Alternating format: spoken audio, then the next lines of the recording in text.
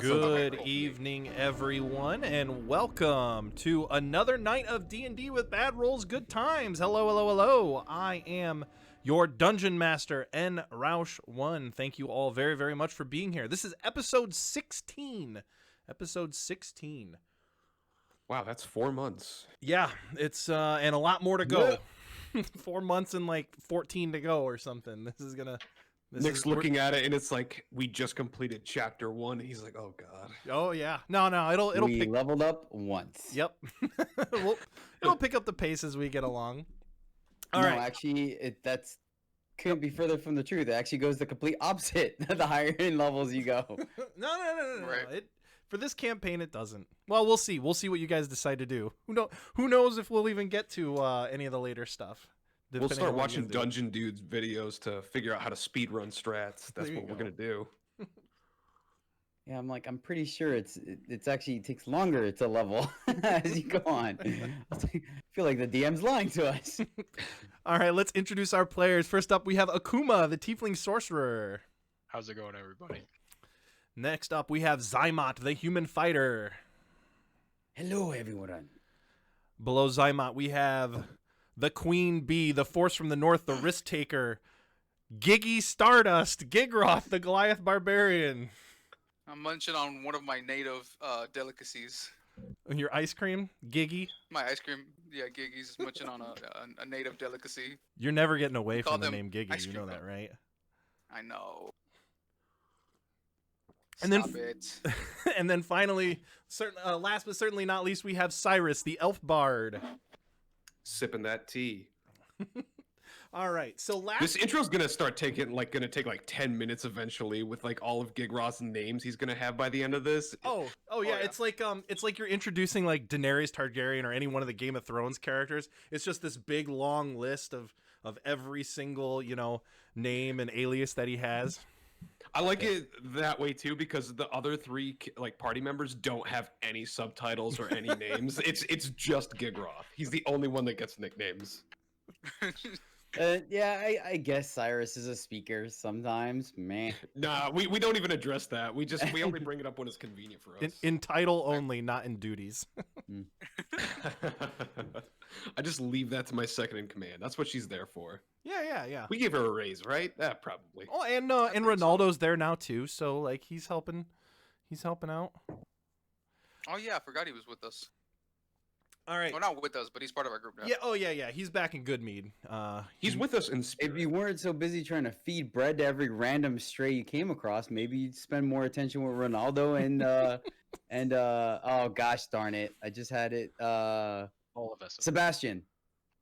Oh yeah. Why do I keep forgetting I have Sebastian on me? Like he's hiding within my pouch. I'm gonna pickpocket him here pretty soon if you don't address him a little more often. I was like, oh, so this session, I'm like, hey, Sebastian, you still in there? Attention. No, you're just gonna see his little hat and he's gonna be gone. With a note that's just that paw print in with like the middle finger. Yes. Yes. That's gonna be our new little emote. Just Sebastian's like flicking Giger off. I like it. All right, so last week, you guys went back to the to Caer Konig and the inn there, and returned one of the stolen items, which was the light. Gigroth made sure to do that himself, and was rewarded ever so kindly by Allie or Amy. I don't know what do you call her? Is she Allie or Amy? She's Allie by title, Amy in his head. All right, and then you guys met up with the psychics or psychos, Velda Starsprit and Nars Beldrin, who led Those are great names, by the way. Sorry, I'm not trying to sidetrack us, but those are great. Those are right from the book. I can't take credit for those. Proceed. And they led you out into the wilderness on like a 14-hour trek to what looks like a giant cephalopod, this very, very large organism, whatever, that is buried into a snowbank that has these tree trunk sized tentacles protruding from it.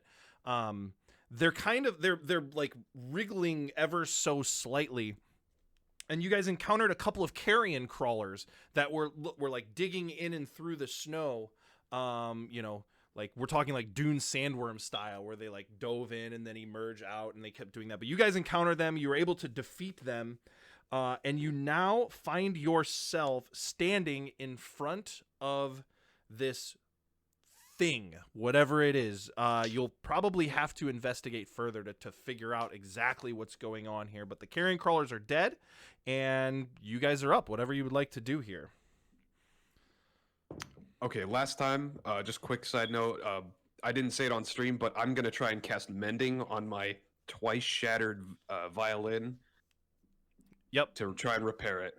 Oh, absolutely. Yeah, absolutely. I don't know what sort of casting time that has, if it's instantaneous or... I guess I have to pull up, I closed up my window with all my character sheets. It's not a huge deal, but yes, however long that takes that to kind of like reconstruct itself. And yeah, everything's good. Your violin that was smashed by Gigaroth as he ran from one carrion crawler to the next is fine now. Moonlight, Starfire, Eclipse. Are you still picking up the stress single? Yeah, man. Oh, yeah, dude. It's right there. It's coming from that thing, man. Dude, you got to check it out for us. It's so loud and strong in my head. And you can see he's like physically in pain as this signal is just like pounding in his brain. Using my vast wisdom of the sea, do I see any quick entry into this giant squid thing? Make me a perception check. Oh no. How dare you? It's a cephalopod. I'll also make a perception check. Go for it. Yeah, that's a 3. Gigroth. That is a 21. Okay. Nice. 16 for Gigroth. Mm-hmm. All right. So, yeah, go ahead. By the way, Nick, right? I don't know if you remember, but I had mentioned that I was going to use that potion of healing on Gigroth, so he's up to like 17. Yeah. Just deduct it from your HP. inventory. Adjust your hit Yes. points as such.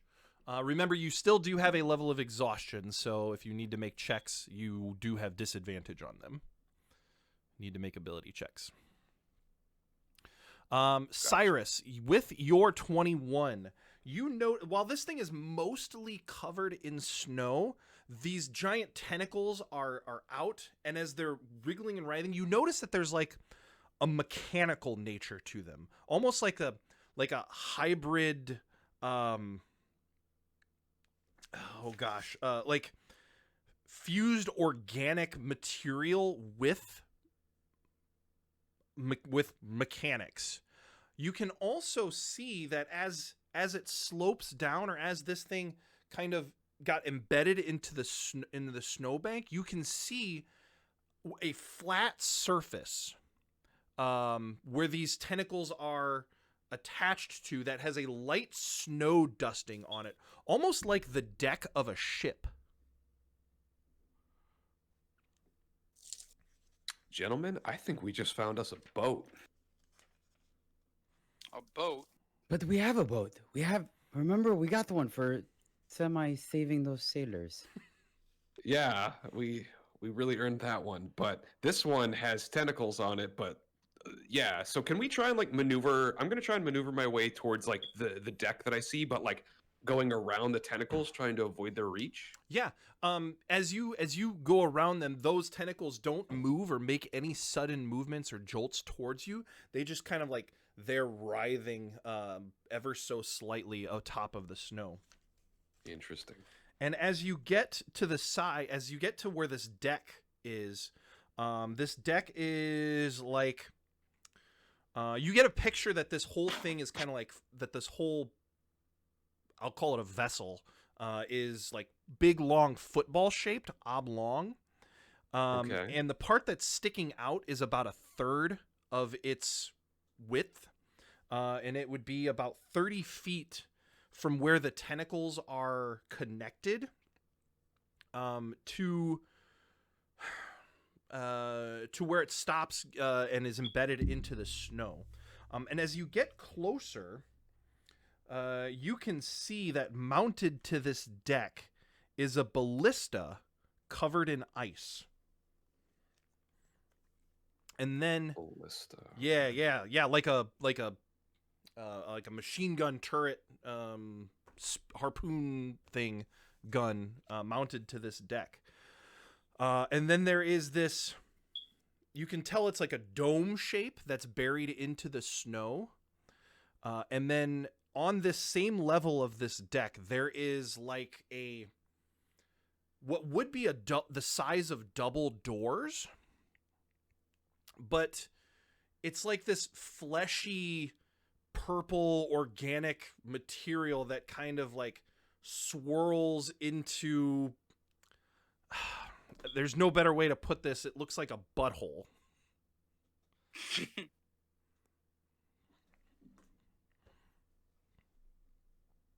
I feel like whoever designed this was really trying to convey some very specific interests of theirs. I mean, between the tentacles and the swirling butthole.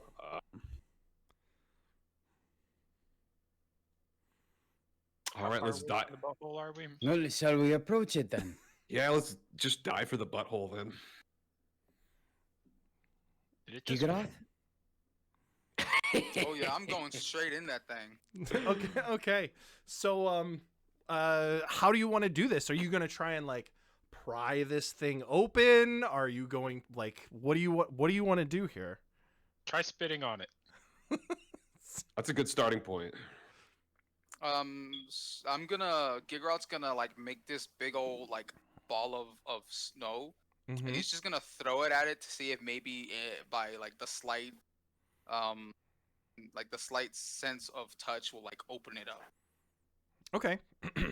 All right. Yeah. So you like make this like basketball sized snowball. And as a Goliath, you guys like one of your pastimes is actually like playing dodgeball, right? Like there's like Goliath Right. sporting events. Like that's actually canon.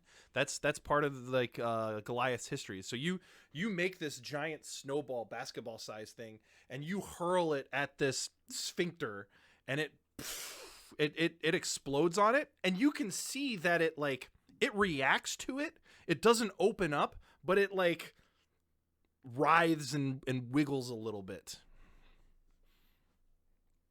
Right. I'll walk up. I'll touch the butt. You're gonna touch the butt. I'll touch the butt. How are you going to touch the butt? Maybe with my tail, just like the tip Slap of it. the tail, just like See, your tail comes around and like tickles it a little bit, and this thing and it expands and opens up, and you can see into the next room. And it is open. This is gonna be a weird one, guys. oh yeah, now it's weird. Yep. Yes. I lubed it up for him with water. So I'm gonna make sure I just like duck a little bit and just walk into this new room. okay, so I'll describe what you see here. So in this room, attached to the walls in this chamber are 3 sets of chains and manacles designed to hold very large creatures. There's a staircase in the center of the room that rises to the next deck amid the crates and barrels and broken bits of equipment. So there's all sorts of like boxes and crates and broken pieces of the ship. You can see metal fragments on the floor, places where it's broken off of the walls. Moving amongst all of this stuff in this room are 4 creatures. 3 of them are small, repulsive purple things that kind of float above the ground and pull themselves across the floor using oversized tentacles. So think of it like a little mind flayer with big, but they're like really small. Like let me get an actual size for you. So it's a chibi mind flayer. Yeah. But it's got these 2 really long tentacles coming from its like alien looking face, and I'm imagining that its head is as big as its like the rest of its body. Like Yes. it's just like it's really short, but it's got a giant head, and like that's most of its height. Yeah, that's exactly how it is. And the whole body is off of the ground, right? Kind of floating in midair as Oh. as these two tentacles create its like are basically used as legs pulling the rest of its body as it floats in the air while these two tentacles are kind of dragging and pulling it across the floor. So there's three of those. The fourth is a very large lumbering monstrosity made of stitched together parts from goblins, dwarves, and reindeer. I need everyone to roll me some initiative. I want nothing to do with what's happening. 11 for Cyrus. 16. Okay. 15 for Zymot. 7 for Akuma's going first. Baddies are going first. Oh, So we got baddies, Akuma, Zymot, Cyrus, and Giggy. Okay. Of course, I was the last one last time as well. These three little squidlings, we'll call them that. They're like, it looks as almost as if they're like antagonizing this big huge flesh golem, like teasing it and toying with it, poking and prodding at it, running around while this thing is chasing it. And I this have the weirdest case of deja vu right now. really? Yeah, that cave in the Akin campaign where we got like the two like weird tentacle things floating in the air and they're provoking the dragon.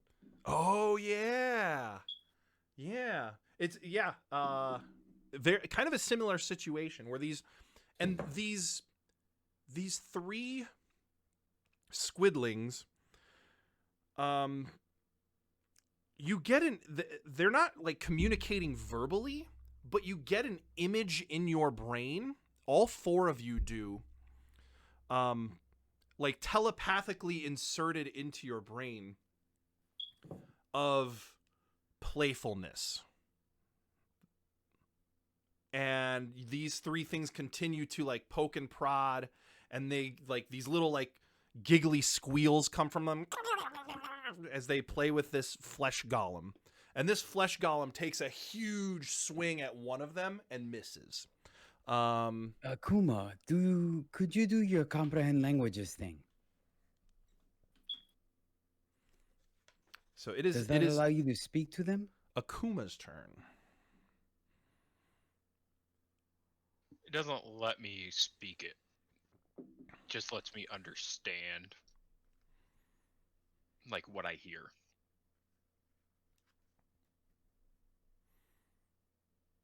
Make me a all of you make me a perception check.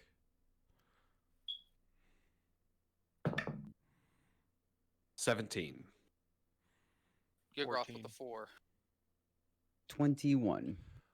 Cyrus, Akuma, and Zymot, this language sounds pretty familiar to you. Like it's a common language within Faerun.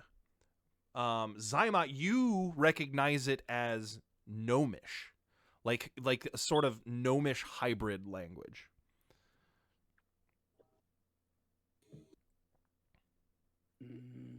Any of us speak Gnomish? No. I'll just cast comprehend languages and absorb whatever I can hear. Okay. All right. Yeah, so you hear like got him and like giggly laughter.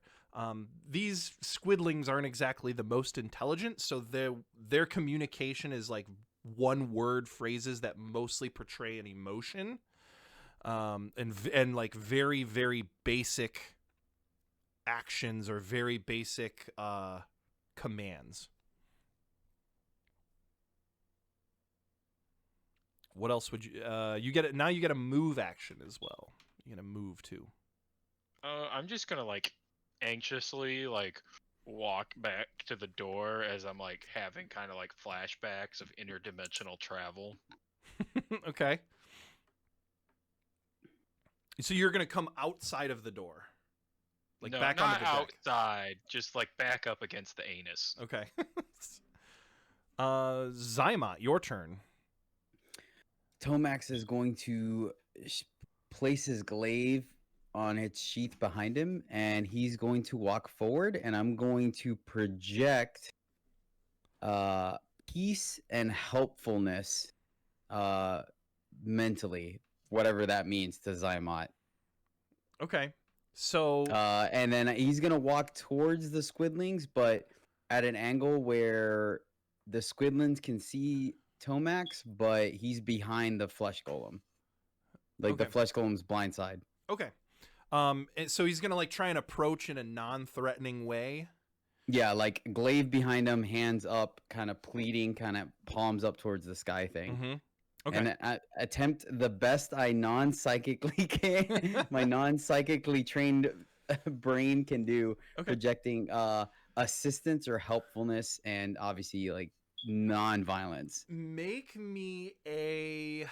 Oh gosh, what would this be? Whatever the fuck roll. Yeah, it would definitely be Let me think. charisma based. Persuasion. Persuasion is the only thing I can see here Yeah, that, or insight would be the only two. I would say persuasion is probably the best or the closest. Alright. Sweet. I'll take that -1. All right. 9. Okay, so Zymot puts his hands out, palms up, and walks forward, but Zymot's not exactly the most charismatic type or most diplomatic person. You see all three of these squidlings notice Zymot, or one of them notices and points it out, and then all three of them, their emotions immediately change and project uneasiness and fear. And you see them like walk up or like kind of backpedal against a wall. As Zymot approaches, they scurry down, are no longer messing with the golem, and back against the wall. The golem is still facing them, though. Tomax is gonna back up, and then once again, like shake his head and like wave his hands. Okay. All right. Make me a persuasion check again. We'll see how they react on the next turn. All right, not 14. Okay. All right. We'll come around to that on their turn. Bloody Cyrus. -1. Let's see. I am currently thinking about what I would like to do. I think I'd like to take. So, has the golem noticed us? The golem has not noticed you guys. And did the golem seem like it was distressed by the little floating gremlins? More annoyed than distressed. Okay. I'm gonna try and make a similar approach to Zymot here, and I'm gonna try and sort of like non-verbally try to like project I guess friendliness, like, oh hey buddies, how's it going? You know, I might even try to try and do some little like tricks with prestidigitation to try to put on like almost like a little show for him. Ooh, Like, okay. I pull out like my deck of cards and like I'll start doing like card tricks and like making the cards disappear and like change like Mm-hmm. you know, like just the parlor tricks basically. Okay. So you do between make me a so that happens with prestidigitation. Make me a persuasion check as well. That is a dirty 20. Okay. So between Zymot's new 14 and Cyrus's dirty 20 there, the squidling's demeanor and the emotion that they're projecting changes from fear to Let's see, intrigue. And let's see if the flesh golem notices your little light show. Oh, it does. So the flesh golem spins and turns around and is now facing the party. Giggy, you are up.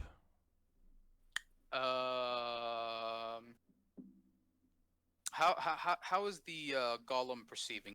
In the same way, like the little squidlings are looking at us, almost like a fear, or is he looking at us more of like don't try anything or He your is ass? he is annoyed. He is annoyed. And Annoyed with us? just in general, like he's Okay. you don't know if it was like your light show or just the constant antagonizing from the squidlings, but like this flesh golems had it. Like, Okay. I'm gonna do a whole gorilla thing. I'm gonna get on my knee. I'm gonna have Grigroth get on his knees, show the nape of his neck, and kind of like put his hand out like that, like almost in the Tarzan movie when he okay, does that. See if that does anything. Maybe he like, what the fuck is he doing? Or he's like, is he submitting? Or is he being That's what submissive? Akuma's doing right now. What the fuck is he doing? you're doing this to the flesh golem. Yeah, like I'm showing him that I'm being submissive to see if maybe that'll like take his edge off. Okay, But if he tries something, Gigroth's gonna go hammer and sword on his ugly Yeah. ass. yeah, Gigroth, man, he really is like he should have been the bard the way he's trying to seduce everything that he comes across. I'm not seducing. I said submissive. In the animal kingdom, when you are submissive, that means you're letting the alpha know that you're not gonna fuck with him. Okay. All right, make me that persuasion Gigroth's check. Gigroth's a bit of a zoologist. 19. We will see if the flesh golem understands you.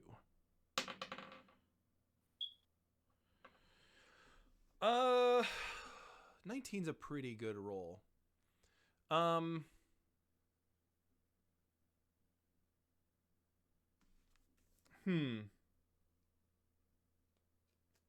Yeah. The flesh golem like backs down a little bit. I guess it's now the baddie's turns. So the flesh golem like backs down away from you, and his attention directs back towards the squidlings. And he advances on them, and he is going to try and reach down and grab one. And is unsuccessful. You can see the squidlings kind of and split out of his way as he reaches down and tries to grab one. The squidlings actually turn around and come to you, Cyrus. And they Tomax, you get an attack of opportunity if you would like to make one against On the golem or the squidling? on the squidlings. Nope, I do not. Okay.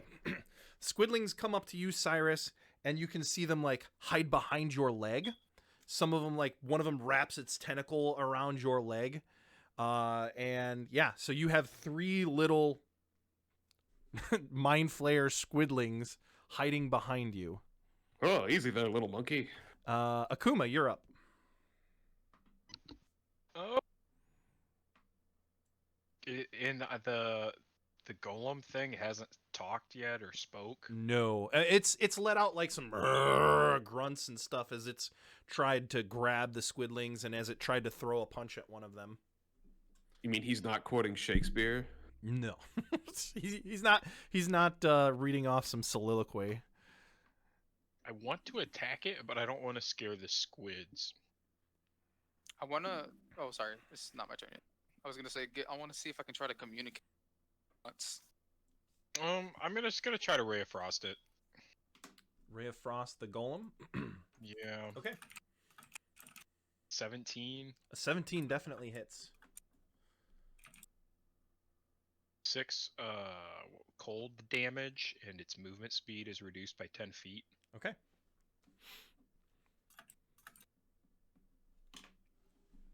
You have its attention. All right, and for my movement, I'm gonna slap the ass to make sure the door is open. It opens wide.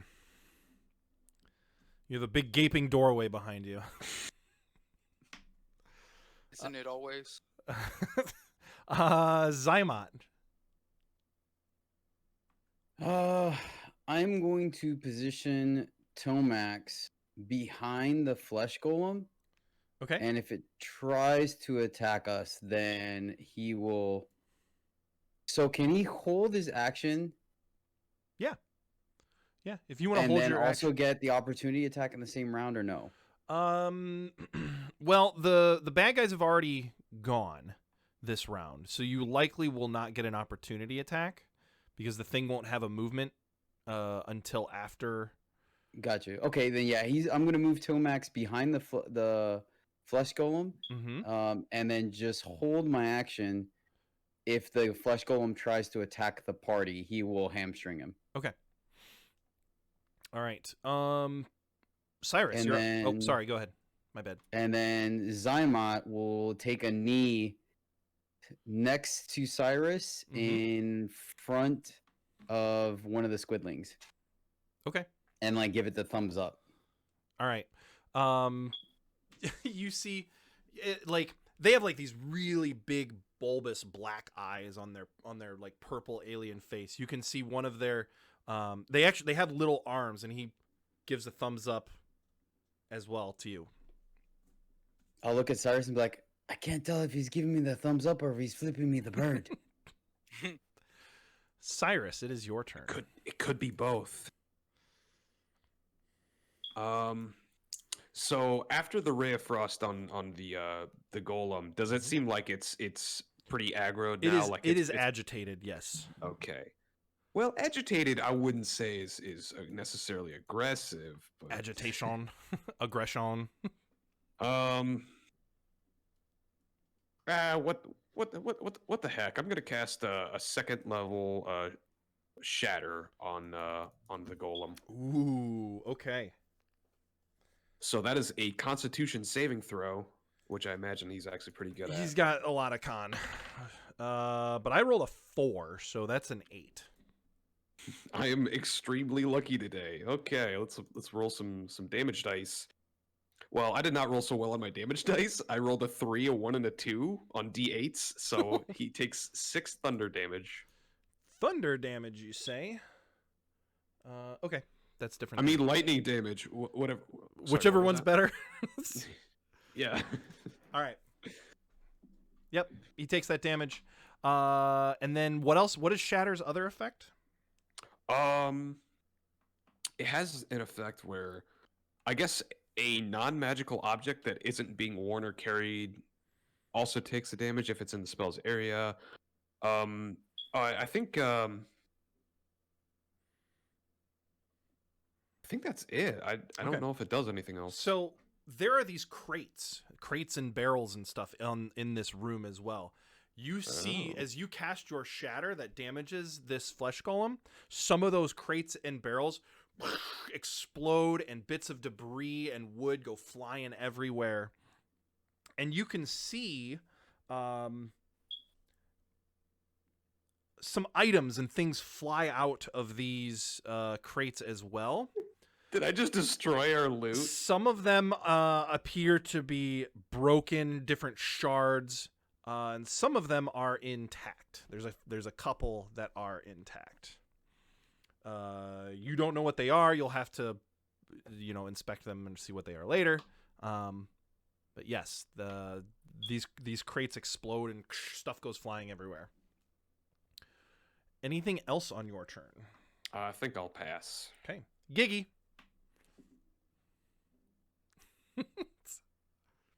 Okay.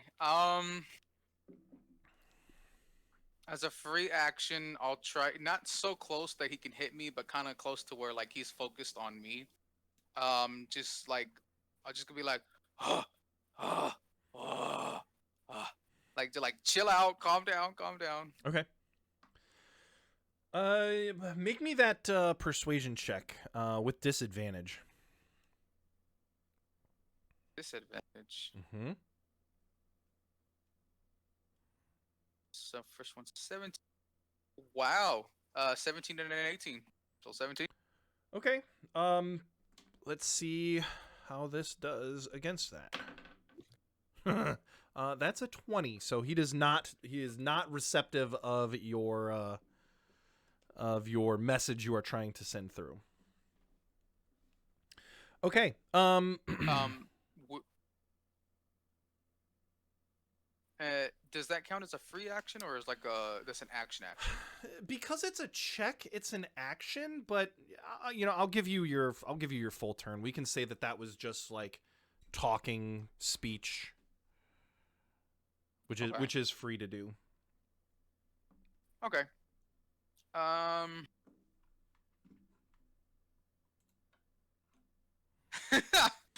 uh, Gigroth will take a piece of ration out of his bag and try to offer it to the fleshling golem. That's so Gigroth. Yeah. So you reach in, you pull out and offer food to this big hulking aggressive golem.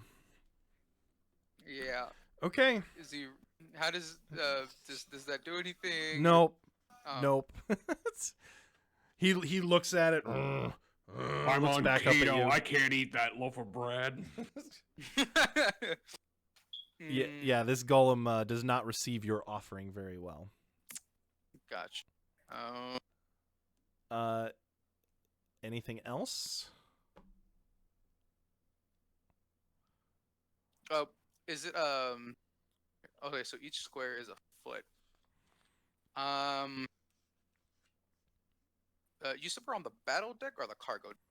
You guys are on the second one, the cargo deck in the middle room. Gotcha. Okay. Where would the golem be positioned? So I would assume you guys are kind of in that space between the staircase, the crates, and the doorway. The golem is likely in that either on the right side of the staircase or in between the staircase and the crates that are to the south. Gotcha. Could I, with my movement, like make it to behind him without an opportunity of attack? So you'd have to go around the other way. 1, 2, 3, Right. 4, 5, 6. No, you wouldn't be able to make it directly behind him. Not directly. Okay. Mm-mm. Let me see.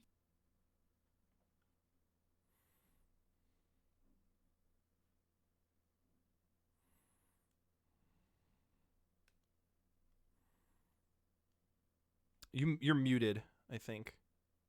Can you hear me now? Yep. Okay, cool.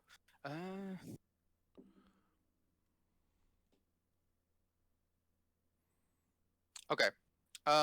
So with my totem warrior, it says while you are raging and aren't wearing heavy armor, other creatures have disadvantage on opportunity attacks, opportunity attack rolls against you, and you can use the dash action as a bonus action on your turn. For the dash action, would that mean that I have to be raging, or because it's like and you can use dash action? Yes, as yeah, a bonus? because all of that stuff is while you're raging. Okay. Darn. All right, and I don't have any more rages. Then.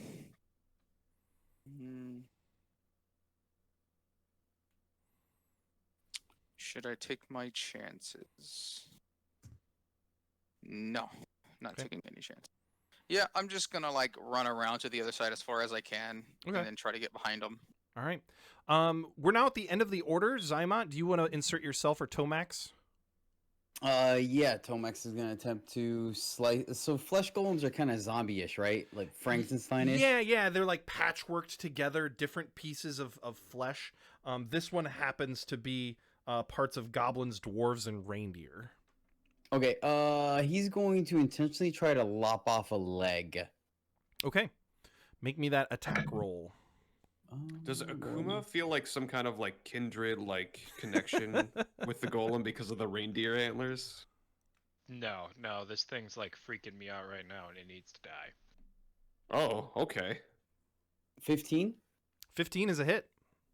Okay.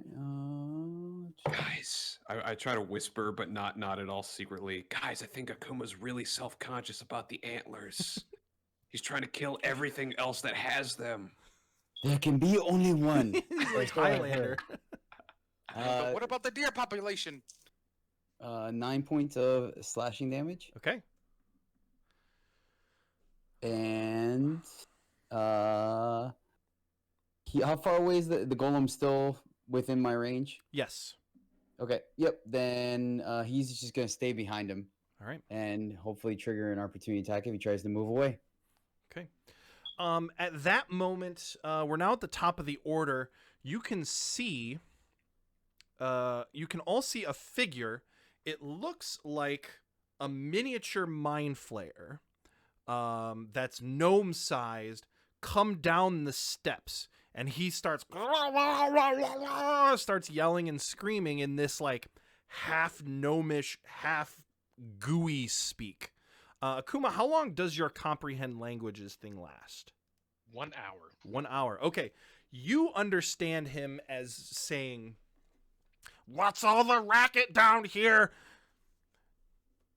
And he calls out, he says, let me get the names here.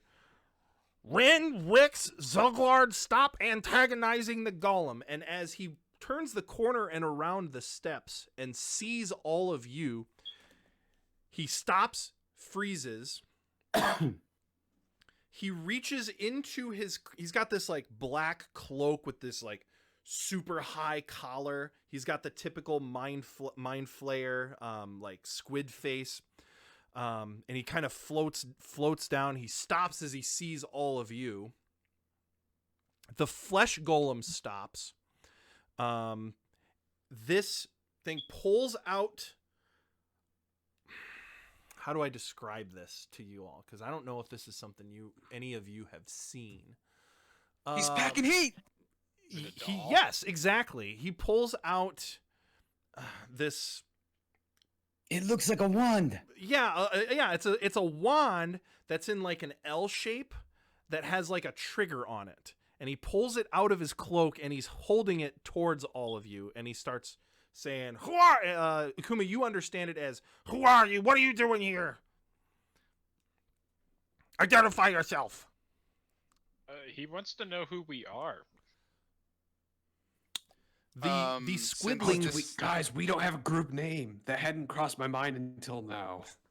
the squidlings, don't. Cyrus, leave your protection and go off and run behind this thing. The flesh. is it- We're still in initiative. The Okay. the flesh golem stops dead in its tracks and obeys the orders of this thing, and it is now Akuma's turn.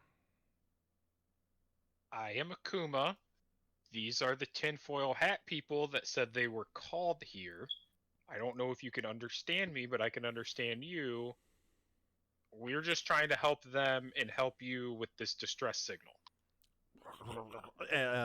He spouts off some gooey, half gnomish, half undercommon speech. You understand it, Akuma, as you heard our distress signal?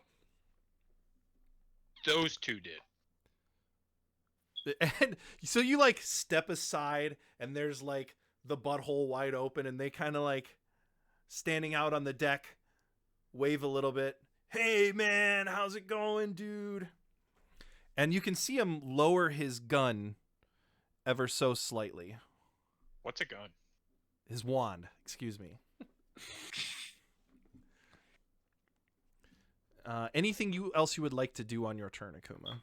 Did any of you guys just have like a serious headache right now? Like I don't know when he said the gun thing. I was like, what is that? It's like that's clearly a wand, but No, I'm good. Okay. You're here to help us with our ship. You can help us. You can help us get it up back and running. What do you need? How do we do that? I was hoping that maybe you guys could help us. Would be able to find out. I don't even know what this thing is. I spent a lot of time on boats, but this thing is fucking weird. You've never seen an encephalopod spaceship before? Oh, what a diplomat. No, it's a little above my pay grade. He said, "Wait, spaceship." Yeah, Zymot, Cyrus, and Gigroth, you're just hearing this like weird speak. You don't understand. Akuma can understand what's happening. Giggy, I think he's having a seizure. I know Undercommon as well, so if it's like easier for them to understand me by speaking in Undercommon, that's probably how like I would be like trying to do this. Oh yes, so you can understand this guy without even without your comprehend languages. That would have been nice to know. And you can just speak to him in Undercommon. Like now it's like some broken Undercommon that he's speaking, but you can definitely understand what he's saying. So like, how do we get this thing up and running? What's broke to begin with? Well, our let's see here. Where is it? The power source for our ship was exploded or overheated and exploded, and we crashed down under this place. Where'd you come from? Here, there, everywhere. We're from all over. We've been tasked with exploring different worlds and different places, taking specimens and gathering all sorts of information about different places. Akuma, are they from the Icewind? I've never seen anything like them before. No, they're not. So what's the deal with the golem? Security. Where'd you get it? Well, we pieced it together from things here and there. Okay. Moving on. So what's the power source made out of? Oh, it's a crystal from our homeworld, but unfortunately we don't have access to that right now. Here, let me. Can I show you? Hold on. Hey, Gigroth. Now speaking in common, do you have those crystals? Yes, I do. Can I have those? Yeah, and I'll just hand him like the pouch of crystals that I have on me. I think I'm carrying like 5 crystals. I'm not sure what the sizes of them are. But I believe that they were like a mixture of like small ones and a medium-sized ones. Are these the things that you got from the Verbeeg chick? Yeah. Okay. Yeah, They're actually the Verbeeg chick. okay. And then I think that well, this is not like I'm not saying this but I think also the ones that we got from the outpost, I gave them over to Zymot. That was Chardolin. Oh, that was Chardolin. Okay, so Zymot has the Chardolin from the Dwergar outpost. Mm-hmm. Mm-hmm. I mean, maybe that works. You never know. The things that you got from the female Verbeeg were pieces of metal. Oh, they were metal. They weren't crystal. Yes. My bad. Never mind. Okay, so Well, what kind of crystal is it? Can I see it? Yeah, absolutely. If you can follow me, I'll be happy to show you. All right, after you. All right, and you see him, Do we all- and he do we all go or? goes up the steps. Cyrus is just very confused, and he's just like, Akuma. Oh, so wait, Akuma is are we cool now? Like, what's the deal? He seemed like he was about to shoot us with his ray wand. Yeah, we're good. Come on, just follow him. Okay. So as you you walk past the flesh golem, who pays you no never mind. He basically just ignores you and stays down here. Gigar's gonna pick up the piece of ration that he left on him for the floor and then just put it in the flesh golem's hand. Here you go, bud. Yeah, just here you go.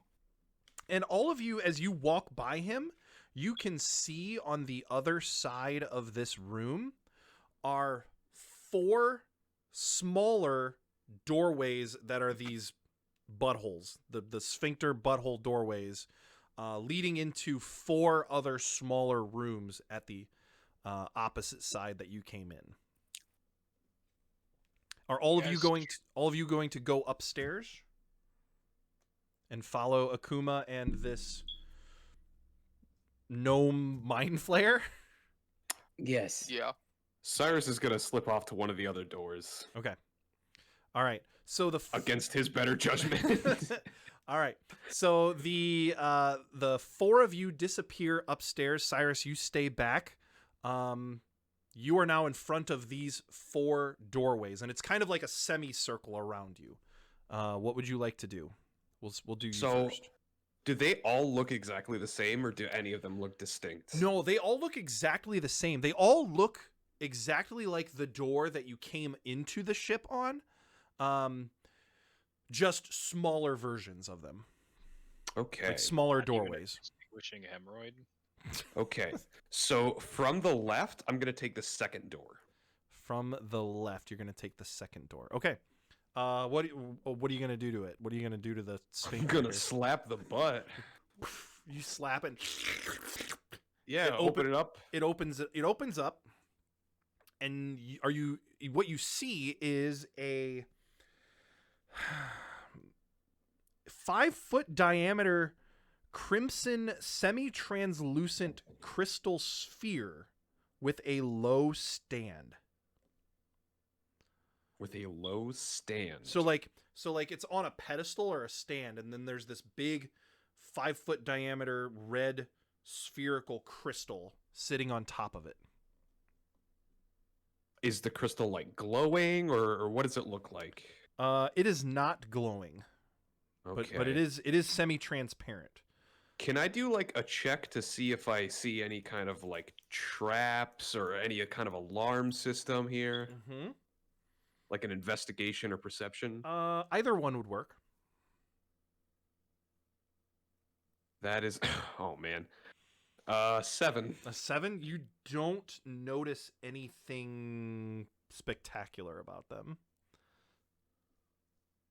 About the traps?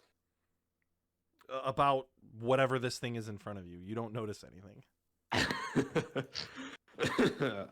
Despite that, I'm gonna go ahead and step into the room anyways. Okay. The butthole closes behind you, and you are now in the room with this spherical crystal.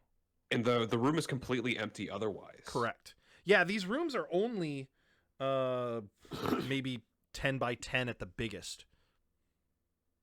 I'm gonna step forward and walk up to the crystal. Mm-hmm. I'm gonna just touch the crystal. Yep. It's like nothing happens when you touch it, but it is it's not an organic material. As a matter of fact, it's like it's not quite glass. It's like a container. You can tell as you tap it and touch it that it is hollow inside. Interesting. And it's like cold? Like how does it feel? Well, it's definitely cold. It's no colder than like the walls or the floor would be, or an object that you would touch in here, just because this thing has been buried in the snow and out in the wilderness for so long. It's been acclimated to the to the temperature of the north. Can I make any kind of, can I do like a perception check, or like, I don't know if that would be like a history, just something to try and identify what this is. Come up with something. Tell me what one you would use and why. Because there are a lot of different abilities you could use here in this. I don't think I have any individual spell that would like identify it. Like I don't have detect magic or anything. Sure, but what ability check would you like to do? As long as you can give me a good reasoning for using that ability check, I'll let you pick. I would say Arcana, because I think my first inclination would be that this is some kind of magical object without any knowledge about anything like space or interdimensional.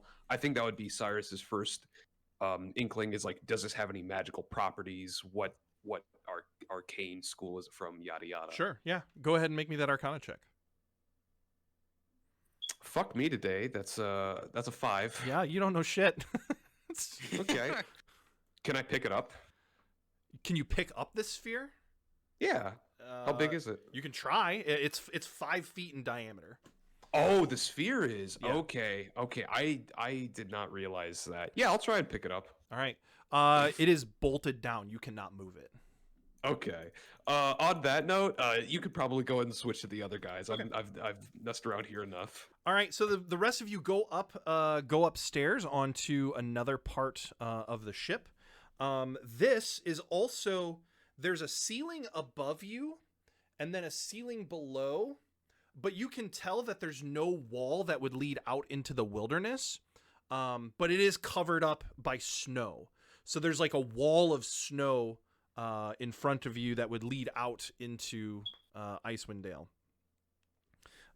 In the middle of this middle deck has an open cowl, and mounted to the deck is a forward-facing ballista. So there is another ballista here. The walls are lined with ballista bolts waiting to be used. You can also tell, I guess I didn't do a great job of explaining this whole ship. So a couple of other features that all of you notice of this ship. All of the walls and floors and ceilings have that same sort of mechanical organic hybrid that the tentacles did. And they are reinforced with tough chitin. There is a slight tilt to the south as this thing is buried into the snow, but not so much that you can't keep your balance. But you definitely notice that it is sloped slightly down to the south. And all of the areas are dimly lit by these fleshy, flickering, bioluminescent orbs that are mounted to the walls. So this place is lit up. And where is... I think it's up... Sorry, I have to see where the power source is. Okay. The gnome Ceramorph from on this deck leads. There is another doorway along a wall to the if you look on the map, it's to the right. There's another fleshy anus butthole doorway, and this little gnome goes up to it. He kind of tickles it a little bit with his hands, and then it opens up, and he goes into that room. Gonna keep following this dude. Mm-hmm.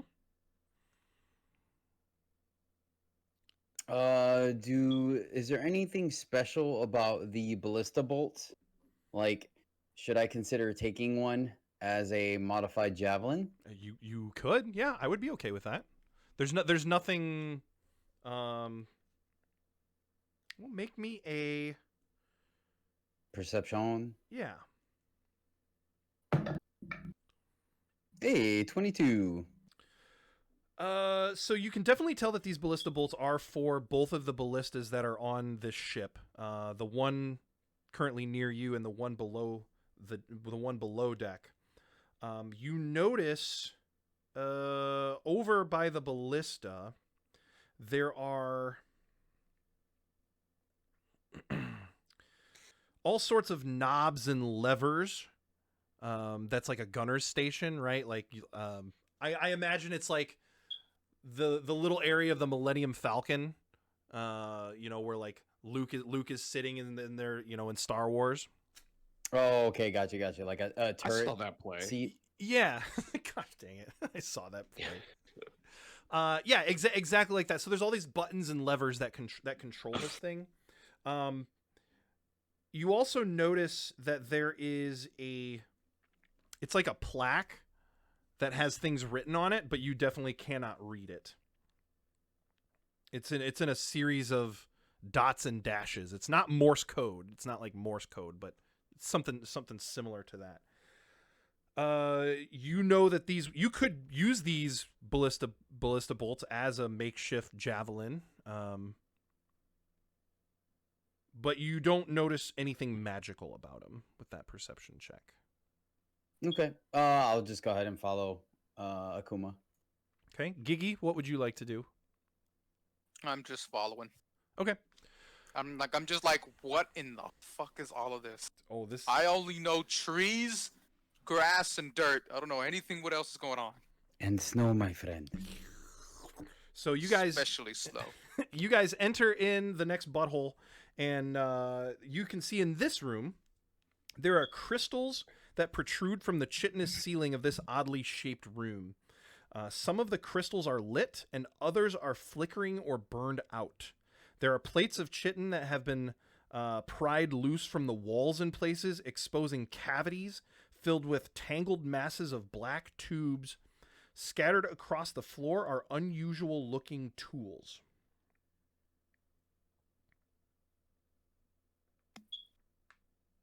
Do I recognize? Like, do the crystals look familiar at all? They do not.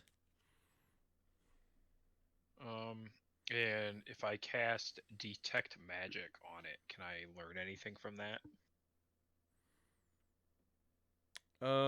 You can certainly try. I'm going to.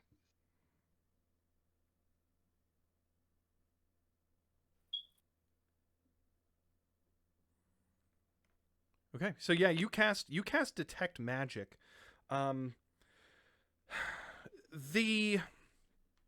The room itself doesn't have any magical properties, but you get you get to pick up 2 items on the gnome ceramorph that's leading you around. One of them is his wand, his quote unquote wand. And I guess that would be, I mean, it shoots a laser, so whatever school of magic that would be. Destruction? If that's a school, yes. I don't think it is. All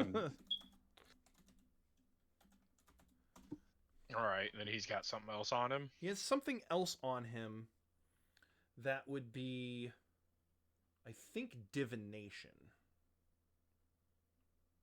Yes. Okay. But the Can- crystals. The crystals, like what's inside the walls? Yeah, well, wasn't it in the? They were also supposed to be like crystals, like in the power source or something. Yeah, there's all these small ones that are in the wall. Some of them are burnt out, some of them are lit up. But it's not magical, I don't think. Okay. Oh, sorry. We're still in initiative, right? No, we're out of initiative at this point. Okay. Can I take? Sorry, go ahead. Oh no, I was gonna see if maybe Gigroth could take a closer look at these crystals on the wall. Is there anything that are they like? Is there cracks in them? Like, are they a little shattered? If like he compares one working one and one that's not working, can he like distinct some differences? Yeah, make me make me an Arcana check. And I know Arcana is typically used with magic stuff, but I think that's probably the best here. Gotcha. Don't fail me now. Akuma, you can make this Arcana check as well, as you said 13. you wanted to like check these things out. Oh, when they're done, I'd like to do something, DM. Okay. 13, you're not able to piece anything together. Like this technology is just so foreign to you, Gigroth, that you can't really piece anything together with your 13. Gotcha. Akuma? I rolled a 12, so I'm in the same. 12, boat, I yeah, guess. same boat. It's this technology is so weird. Zymot, you want to do something? Yes, I'd like to pull out one of the Chardolin, Okay. and then essentially, like, since I can't speak to the thing, I'll hold up one of the Chardolin and then show it to the Mind Flayer, and like gesture that I'm gonna test it on the stone, if that's okay. He kind of like hems and haws a little bit and shrugs his shoulders and gestures towards the open wall, the open panel. Okay, yeah, I'll go ahead and hand it to Tomax, and have Tomax stick it out in front of him and slowly walk towards the crystal. Okay. The power crystal. Yeah, so he kind of holds it up. You find like a socket where a broken one has broken off and is now empty, and you can kind of jam it in there, place it in. It doesn't exactly fit, but you can, wedge it in there enough to where it holds. But nothing happens. Okay, fair. If I take out the metals that I found and show it to the captain, like, does he think he can like use this to like the metals to repair something in the ship, or maybe like, what is it? Mend something? I don't know. Yeah. So you pull out that big box or container of these metal pieces that you got from the Verbeeg, and this thing lights up. He starts like babbling a bunch. Akuma, And I'm like- you understand I'm it like- as, oh my gosh, these are pieces of our ship. We can use this. And he starts like digging around in there and holding pieces up and looking at it, putting them down.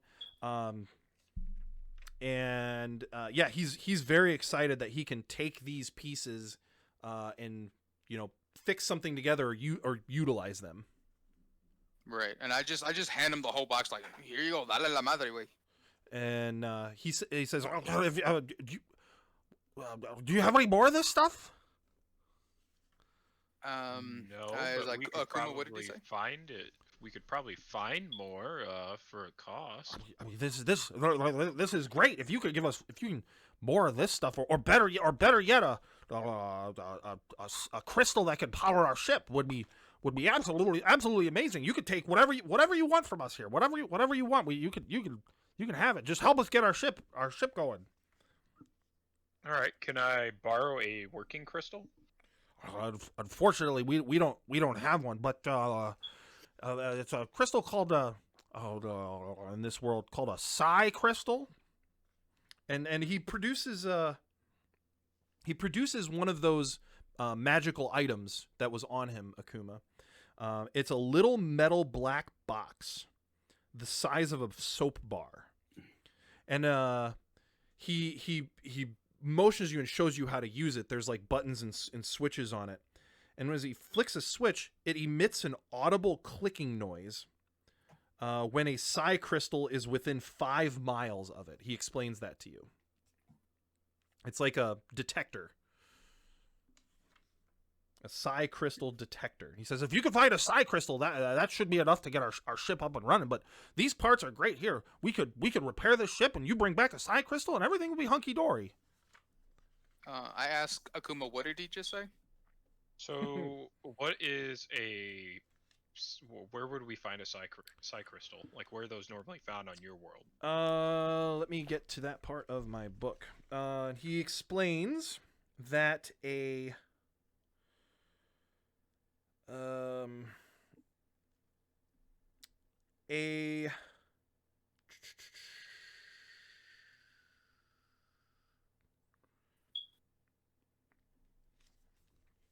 I gotta get to a different part of the book now. Sorry.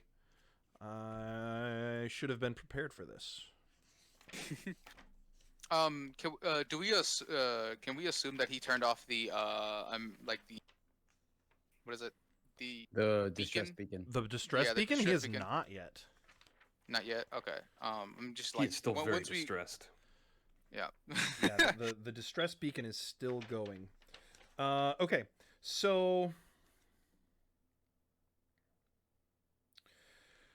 essentially, he explains that a psi crystal is when a mind flayer dies. It's basically the fossilized or crystallized remains of its brain.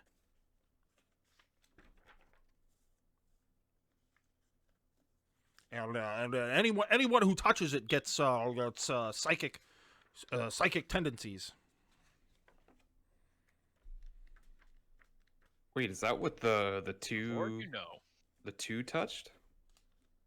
Maybe. I know that she said that she had always been psychically, what is it, sensitive. But as for the other guy, I think he said that he was working down in the mine, and then all of a sudden, after he touched the crystal, he got all this psychic shit. So we gotta ask him where that mine is.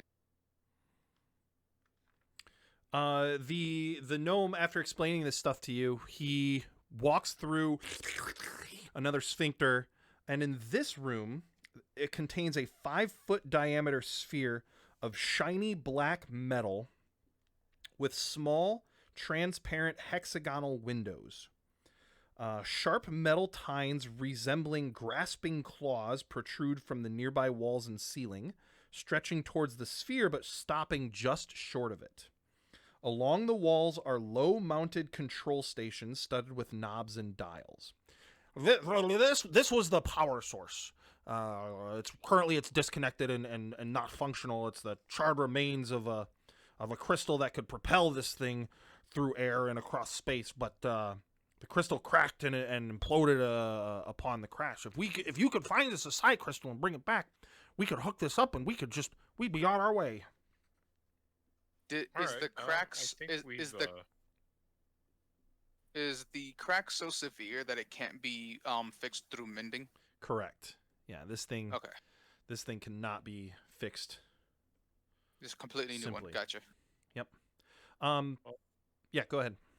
I think we've got a lead on the crystal as far as compensation. Could we have everything on your ship, less the food you need to get home?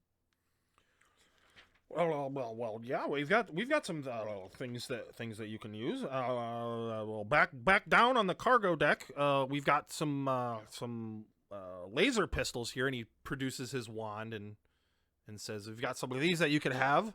Those will definitely come in handy." And let me go upstairs and get something else for you. And he goes upstairs. He goes back out onto the battle deck, and then goes up the second flight of stairs to a third deck. What do you want to do? Do you want to follow him? Do you want to stay? I feel I'm like gonna follow he him said for he'll sure. be back. I figured I should probably just like stay here. Did I'm you gonna follow mention the beacon to him? Cause, yeah, Oh yeah, I forgot about that. I feel like our friends would significantly improve if they, didn't have something screaming in their head the entire time. Yeah, I'll make sure to say something to him when he gets back. Okay. Yeah, he comes down, and he hands you a rod. A 6-inch long black metal rod. And it has a button on the top of it. What happens when I press the button? Let's see here. Sebastian, actually, you don't. You hear a slight chirp, a very, very faint chirp. Sebastian, Gigroth, you notice him grab his winter hat, kind of pull it down over where his ears would be, put his hands up, and you can see that he's like in pain. Sebastian is he makes a Constitution saving throw, which he passes. But you can see that he is very disturbed by this chirp that is emitting from this rod. I After he quickly. pressed the button. Yeah, it was after you pressed the button. What did you It's like, just do? Akuma, What was that? Akuma, just turn it off. Turn it off, Akuma. Turn off. Sebastian's hurting. He's hurting real bad. What just happened? What did the rod do? Oh, this is a pacifier rod. What it does is it lets out this deafening chirp, and so any small creatures with low intelligence will become paralyzed or have a possibility to become paralyzed, so they don't You take that back. interfere with you. Okay, can we shut it off? Oh, sure, and boop, clicks it off. And then while we're doing that, can we shut off the distress signal too? I think the two downstairs are still kind of freaked out. Oh, that's yeah. The two that's we found it. Yeah, sure. Yeah. And follow me. Come on up. There's a couple other things that you could have as well. I'm just there with Sebastian in my hand, like, okay, Sebastian, did that big mean rod hurt you? Okay. Yes. So you go up one more flight of stairs. into the you see on this deck, suspended from the ceiling of this high domed chamber, is a complex lattice of bioluminescent jellyfish that use the glowing tips of their tentacles to form constellations. A high-backed chair with short armrests capped with sparkly blue crystal orbs tilts up towards the display. There's a panel on the starboard wall that lies open, exposing a pulsing tendril of flesh embedded with crystal shards.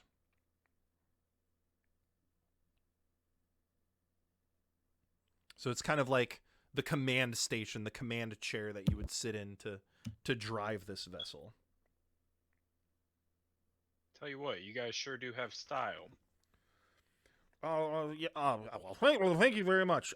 There is a behind, and he points to the doorway to the back. He says, "Oh, there's a storage room there. Well, it's actually our captain's quarters, but we've been storing things in there.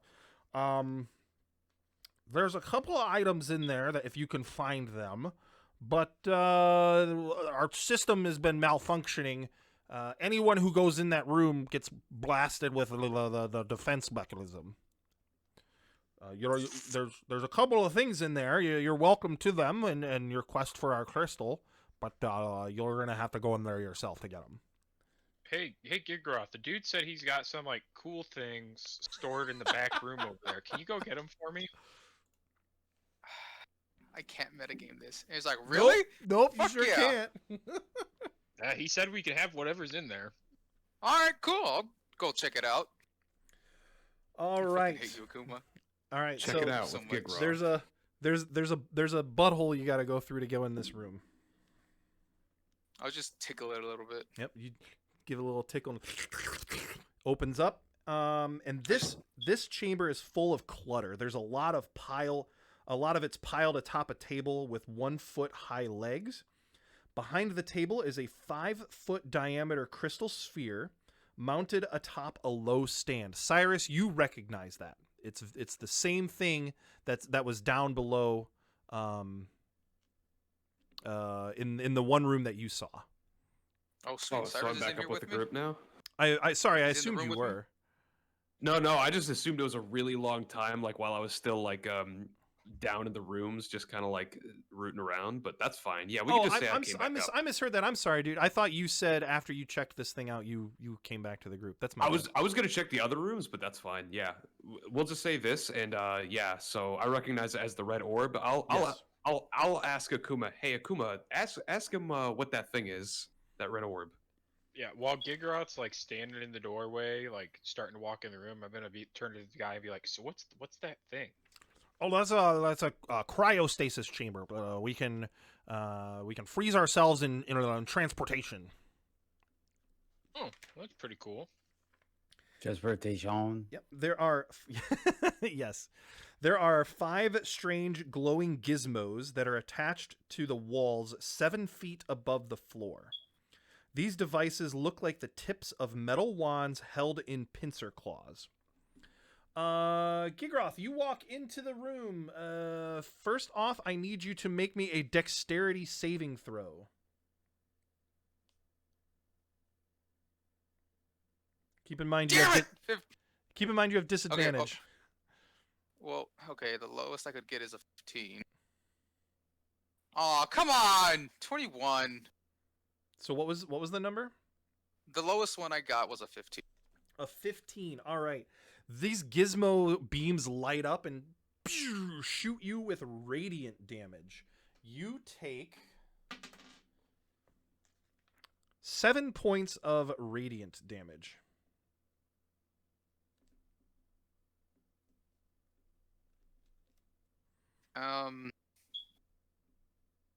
And do they only fire once, or they're gonna continue to fire? We're gonna be taking turns here between you and everyone else in the room. So, what I need you to do is roll me a d20.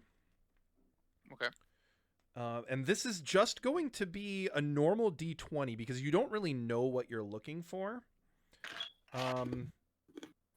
and to see if you find something.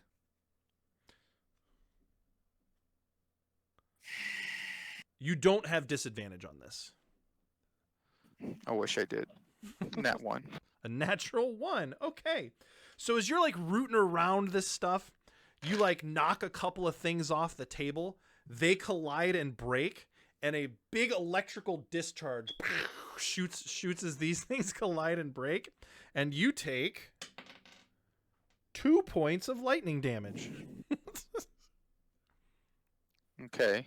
So the rest of you out in the other room, the sphincter's closed with Gigroth in it. You just hear like and these explosions and just all this commotion that's happening in this room. I'll turn to the dude and be like, should we be worried about him? Probably. Oh. It is now the room's turn, and you get shot by the beams for 2 points of damage again. Would you like to We're continue? just hearing all these like Rime. loud explosions and stuff, Like, and yeah. I just turned to Akuma and like, dude, what's going on in there? Do you know what's happening? So wait, is it like from all of them or just a few of them? What the raid? The lasers? Yeah. Yeah. It's like one laser comes like shoots at you. So 2 damage. And the room says, Damage. oh, hi, Mark, as it shoots you. Oh, hi, Mark. Now it is your turn. Do you want to continue rummaging around in here, or are you gonna get out? Giggy, shoot the laser. So I remember this nothing one to- contract where a man went into a room by himself. Did he come out? No, it was very, very sad. I'm going to. Well, part of it did. Yeah, fuck it. I'm gonna attack the lasers. Okay. Make me a strength check. Strength check. Just pure strength. You could use athletics. I'd be fine with athletics on this one. Cool. Oh my fucking 7. And sorry, you do not succeed. The lasers shoot at you again, and you take 1 point of radiant damage. All right. It is now your turn again. Well, okay. Since it's not like I'm actually attacking, I don't get to do like the longsword and then the warhammer. No, so the actually, yeah, I'm okay with that. Okay. I would still have to like to roll to hit though, right? Yes, yeah. So while this is going on, can Cyrus just like start performing a ritual to cast Unseen Servant to summon Edgar? Yes, definitely. All right, just putting that in now.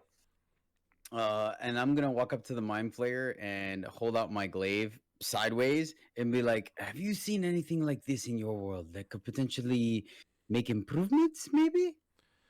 Hold on, let me think here.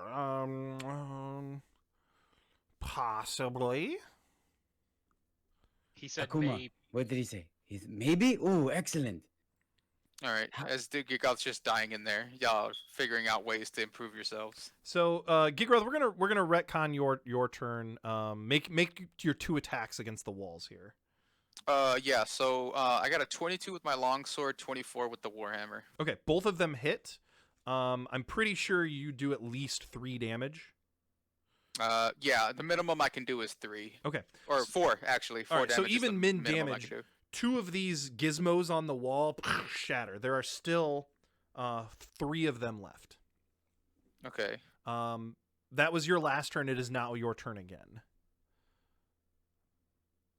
Do you want to attack? Okay, Do you want to attack these things again, or do you want to try rooting around for treasure? I'm gonna attack them again. Okay. So that I can rummage around for treasure after I'm not dying. Mm-hmm. So let's see here. A 15 and a 11. Do those hit?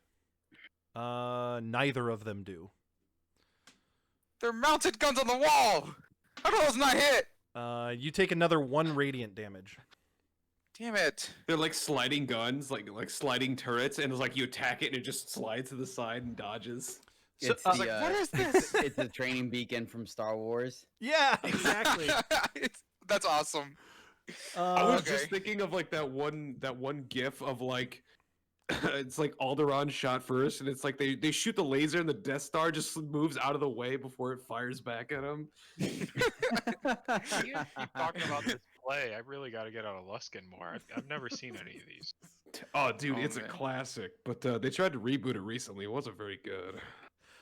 Cyrus, are you doing your thing as a ritual? Yeah, yeah. Okay. So that takes 10 minutes. 10 minutes. All right. Gigroth, you're up. You're up again. Yep. Okay. Let's see. God. 18 11. seconds into your 10 minutes. 24. Okay. So one of them hits. Yep. So you break another one. Alright. There's 2 left. Yep. They shoot at you for 6 points of radiant damage. I am going to use fucking stone endurance. You're gonna die in this room trying to. I have find 6. No. Wait. How much do I have? I have 4 HP. So is it like a special metal that you have, or maybe a cutting technique to make the blade This is- sharper? This is the 12. How do we want to do this for you? Oh no. That's it. Can you do anything with this Chardelin? Alright, that's Maybe lace it in the blade so I can suck out souls? 5. Okay. So you said 6 damage. I'm sorry to interrupt. You said 6 damage, right? Yes. Okay. So I'm only taking 1 damage. Let me think during the break, Zymot. So in game, the gnome Ceramorph is. I think I might have something. Out of game, I'm gonna think during the break and let you know exactly what he can do. Sure enough. Okay, so Gigroth, you're up. What did you roll? Or I used sorry, stone endurance. You use Stone Endurance to take less damage. Yeah. All right. So a 14 and oh my fucking god, a 6. Nope. Take 5 points of radiant damage. God damn it! Are you I'm dead? down. I'm down. So you hear these like explosions and things, and then you hear a thud, and then nothing happens, and then there's this silence. Do you think he did it? I bet he's just like taking a nap back there. Maybe we should come back later. I mean, he was pretty tired earlier. He's probably taking a bread break. You know what I'm saying? He was with that Amy girl last night, wasn't he? He didn't get much sleep. Oh, that's a very good point. Very good point, my friend. So, anyways, what kind of you think He's you so get like mad. some moon medal or something for this this glaive?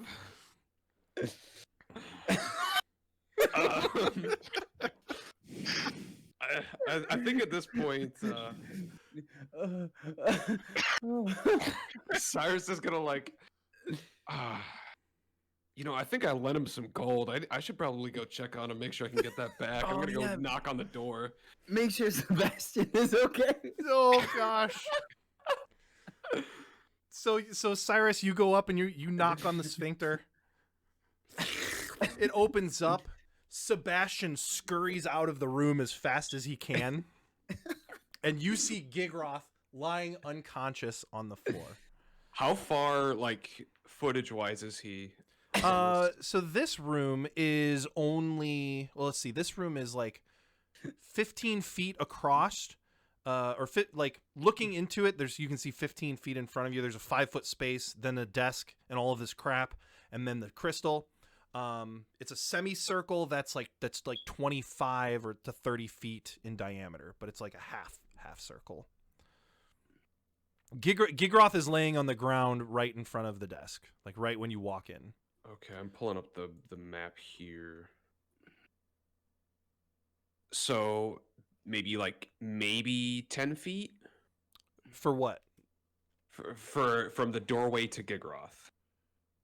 Yeah. Okay. Yeah, no more Oh, than no. no more than 10 Is feet. it all right?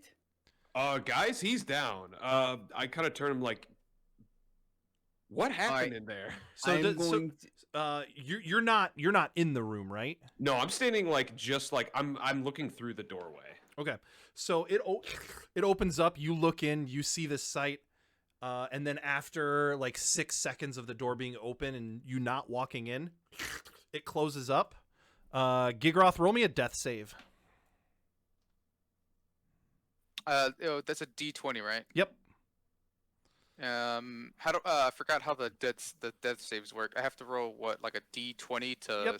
to A succeed. 10 or above succeeds. A 9 or below fails. And first to 3. 3 passes or 3 fails, you'll either die or be unconscious but be stable. A natural 20 Well, I will. actually brings you up with 1 hit point, and a 1 counts as 2 fails. Gotcha. Okay. I will let you know what I get once I've succeeded. Or do I have to let you know? No, what you gotta let exactly me what I know, got right man. now? Oh, okay. I want it to be a surprise. So what's your first roll? 3. All right, that's 1 fail. how far into the room is he again? 5 feet, no more than Five. somewhere between 5 and 10 feet, no more than Okay, I will send Tomax running dead sprint into the room, Mm-hmm. and then as soon as he is 1 step into the threshold, I'm gonna run in and grab Gigroth and pull him out. Okay, so you tickle the doorway and it opens up. You summon Tomax. And- Simon does not tickle the sphincter. No. Okay. No. You I just knock donkey it, punch touch it. it. All right, you don't. Damn, put your things in the asshole. You punch It the opens butt. very slowly. This is horrible. Gentle. Gotta You be punch the gentle, butt. man. It opens up. Tomax goes in. You go in. Tomax takes 3 points of radiant damage, and I Poof. need you, Zymat, to make me an athletics check to see if you can get Gigroth up and out of the room. Can I give him good. bardic inspiration, like shout at him as he's running in? I know it's a little after the fact, but I'm fine with that. Grab all right, I'll give him a die. bardic inspiration dice. Like, I'm gonna do it like get my $10 back, bud, and I'll cut you in. 10 gold pieces. Got it. I'm gonna like run in and I'm gonna do like a dive. So as I'm combat rolling, I'm gonna grab Gigroth's leg on one arm, continue rolling into him to grab his other arm, and then roll back up on my feet, hauling butt with him in a fireman carry. Mhm. If I roll good enough. Oh, the ranger. Yeah. I don't even need bardic inspiration. Well, maybe. How long does bardic inspiration last? 10 minutes. 10 minutes. Yeah, we might need it in 10 minutes. 18 plus 5, 23. 23. Yeah, you are able to get him out, and it's like Indiana Jones style. Just as you dive back through the hole, as a sphincter closes on you. Does one of the lasers shoot Gigi in the butt? No. No, Tomax gets hit with like the one laser. little though. bird hole on his butt. Oh my god! Like, why did my ass hurt? I Your heard the laser go off, but I'm okay. Is everyone alright? Gigi's just unconscious. It just shaves all the hair there, and he's just like, "Oh, It's all when singed. did that happen?" Oh my gosh. Gigroth, roll me a death save. As you wish, Sky Voice.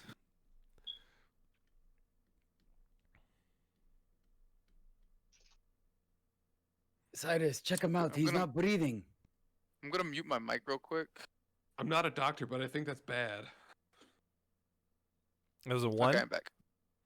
No, it's a 3. Okay, that's another fail. One more fail, and you are like dead for good. Oh, really? Oh Oh, really? really? Oh really?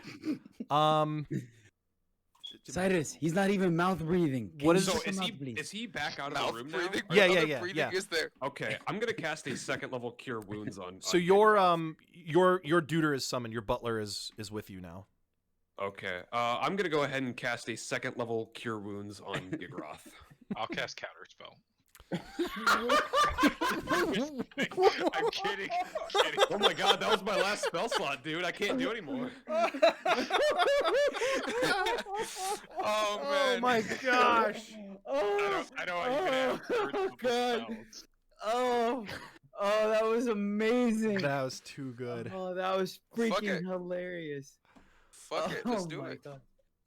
Let's do it. Oh. Fuck it. No, Oh, that- he doesn't. No, that was strictly for. Oh god, that was so good. That might be the high That was point of so- this campaign. that's That might just be. that's Oh top for my the notch. low. God. You know what? No. Akuma, do it for the lols. I don't have counters. I don't Yeah, even have yeah, third yeah, level yeah. spells. It was a joke. All right, so Cyrus, you're gonna use Bitch talk. your mending here, Oh. I'm kidding. or not mending your spell slot. He my gets God. 8 gets 8 hit points back because I'm having the worst rolls today. Oh god. So when I fell unconscious, I took an extra 2 points of damage.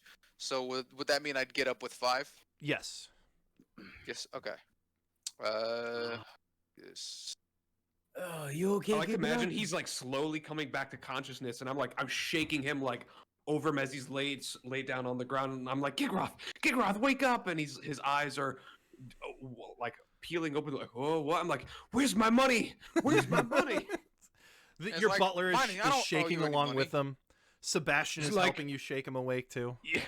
Oh my god, I love the thought that like Sebastian is hanging out with Edgar. He's just like on Edgar's shoulder. That's great, and just shaking him. He's like, "Where's my money?" He's like, Is your- "Give him the money, sir." It's like, what money? And I'll just rummage in my and it's like, his money, and then I'll just rummage in and like take out 5 copper pieces and give it to him. Like, no, oh, don't you dare shortchange me now, bud. I just saved your life. You would What be dead money are you without me. talking about? I would be. Dude, I'll that just thing in there just tried to toast you. as they're having this conversation, I'm just gonna quietly pull out a piece of bread and hand it over to Gigroth. And it's like, so you've learned my ways. Oh. While this is all going on, I'm gonna walk back and slap the sphincter and try to firebolt one of the little cannon things from out in the hallway. Why didn't you just try and grab Yeah. the items with Mage Hand? I'm gonna walk back. Oh, Gigar's gonna get back up and walk back to the door to the sphincter as well. Okay, so Akuma, you slap the butt. It opens up, and you're gonna take a quick shot at one of these things. Yeah. Make me an attack roll. 18. That hits. 4 damage. That destroys one of them. There's one laser left. One gizmo left. You need some redemption, Giggy. Yeah, I'm gonna take out that last one. So you're gonna go in there and attack it. Yeah. All right. For the record, if you go down, I'm not getting you back up. So, all right. So while the doors open and Akuma shoots his laser, you step in, and first thing happens is you take some damage from the last laser. What? But wait a minute. But don't I? Since I just come back in, can't I just make like an athletics check or something? The first thing that happens when someone walks in is you get shot with the laser. Take 2 points of What? radiant damage.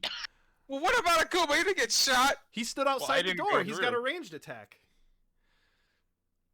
You stupid you melee told me class. you Okay. walked in. You wanted redemption. Okay. Yeah. All right. got your that's 2 it. points. You said 2, right? Yep, 2 points of radiant. All right. It is now your turn. I swear to fucking God. All right. I got a 23 and a 21. I Both want to of- use to hit. Well, oh, okay, my bad. I forgot to mention this. One of them, I want to use it as an unarmed strike to hit Akuma, and the other one to destroy You're- the weapon. You're okay. So you're in the room. Akuma's not in the room with you though. Okay. Well, I'm gonna save that 23 so that when I come out, I'm just gonna hit him with an unarmed strike because I know for a fact Gigoff would know that. Can I start he was stealing my warned rolls about- too? Like, if I just get like a 20 on something, can I just save it for when I want it later? I forgot to mention it. Hey, I'm sorry. Akuma, I know you took a subclass to do exactly that, but that's cool, man. Don't worry about it. All right, We're Gigroth, just you gonna go ahead destroy and give it to the everybody. last laser. Awesome. I destroy it. I was just kicking around, but the hit. But I will be talking Okay. a little bit. I'm gonna Let's- start looting up the room. Let's hold on one second. Hold that thought. We're gonna take a Okay. quick break, and when we come back, right. you will be in that room, and you can do some looting around. Hopefully, you don't knock more items off the desk and die to lightning this time. Right. So, okay, we're gonna take a quick break. We'll be back in 10 minutes. Thanks for hanging out, everyone. Appreciate it. We will see you in 10 minutes. Don't go anywhere. All right.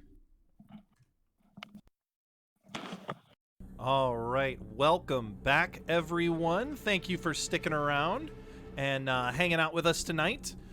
Appreciate that very, very much. Okay, so if you're just joining us, weren't here before the break, the group has stumbled upon a spaceship, a mind flayer spaceship, for lack of better term. And through exploring it, made friends with a gnome ceramorph, basically a miniature mind flayer.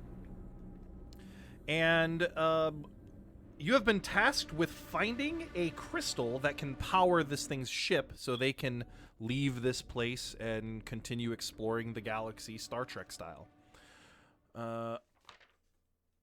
You are currently trying to get your hands on a couple of items as payment for doing this task for them. Gigroth died and has been resurrected and is now trapped. I shouldn't say trapped, but is currently in a room, is currently in the captain's quarters where there's a bunch of clutter and items and things like that, trying to find these items of value for the group as payment. You had just taken some damage. You had just killed the last laser gizmo in this room, and it is now up to you to try and rummage around to try and find these things. Does anyone else want to do anything or enter the room with Gigroth? I'll say, hold on, guys. Don't come in yet. There still might be more stuff. Let me Okay, s- I won't. And I'm gonna send in Edgar Okay. and have him, and I'm gonna give him the task of find magical items and bring them back to me. Okay. So he enters, and there is now Gigroth and Little Duder in there. I'm like, hi, little dude. How you been? I thought you Edgar died is the his other name? day. Yeah, Yeah, he's Edgar, he's but a I he's call him a little he's a dude. he's a small like butler, halfling butler named Edgar. He's got a thick white mustache and glasses. All right, who wants to go first, Gigroth or Edgar? Tested or just because I don't really.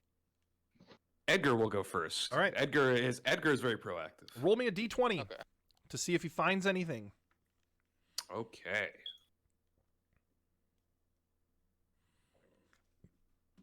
That is a 19. A 19. Yes, congratulations. You found something.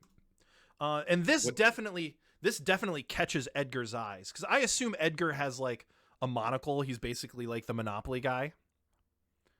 You got the Sure, why Monopoly not? guy on your. I'm not gonna argue with Or that. or he doesn't, but he wants to. So he finds actually a crystal lens of some sort that so Edgar comes, and then when he comes out, we'll explain what it is. So he finds something. All right. Before he leaves, I'm like, Edgar, hold on real quick. Before Yeah, you yeah, leave yeah, with yeah, that, yeah. Because you just- gotta go before he leaves, Gigroth.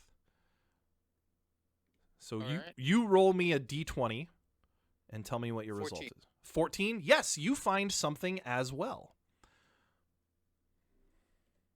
And that is it, because you know that those two items are the only things, because he told you that there were two items of note in there. Okay, cool. So, all right. So Gigroth, you touch the butt. However you do it, if you punch it or tickle it, spit on it, I don't know. Gigroth's gonna like Gucci Gucci Goo. Yep, and it opens up, and Edgar raises an eyebrow disapprovingly.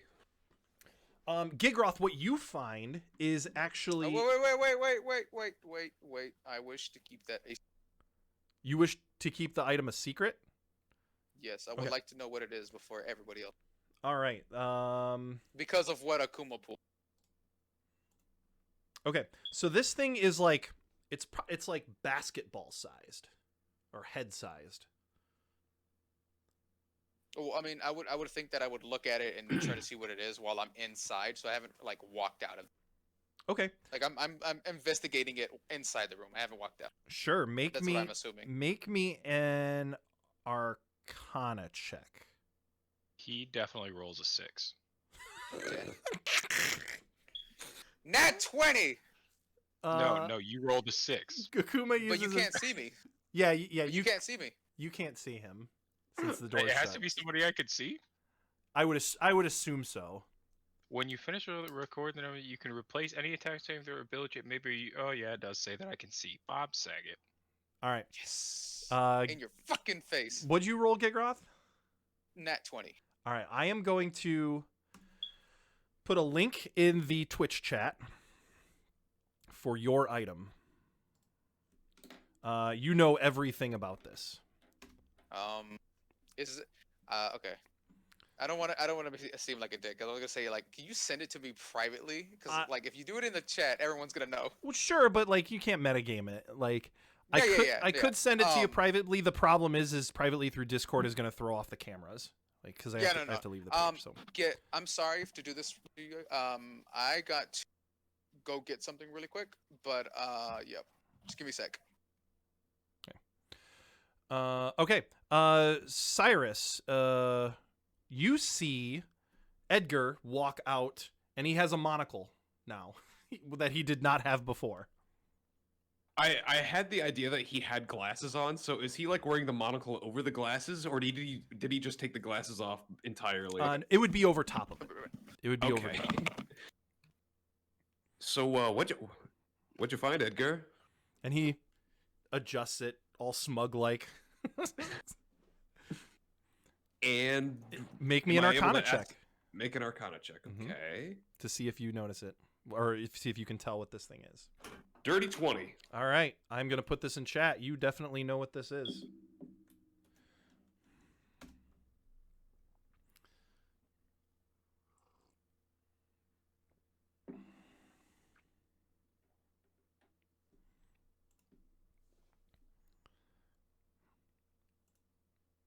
Eyes of minute seeing. Of minute seeing, minute seeing. I think it's minute seeing. Oh, that's cool. Mm-hmm. Gives advantage on investigation checks that rely on sight. Yep. And the gnome ceremony was like, oh, look, I see you found one of them.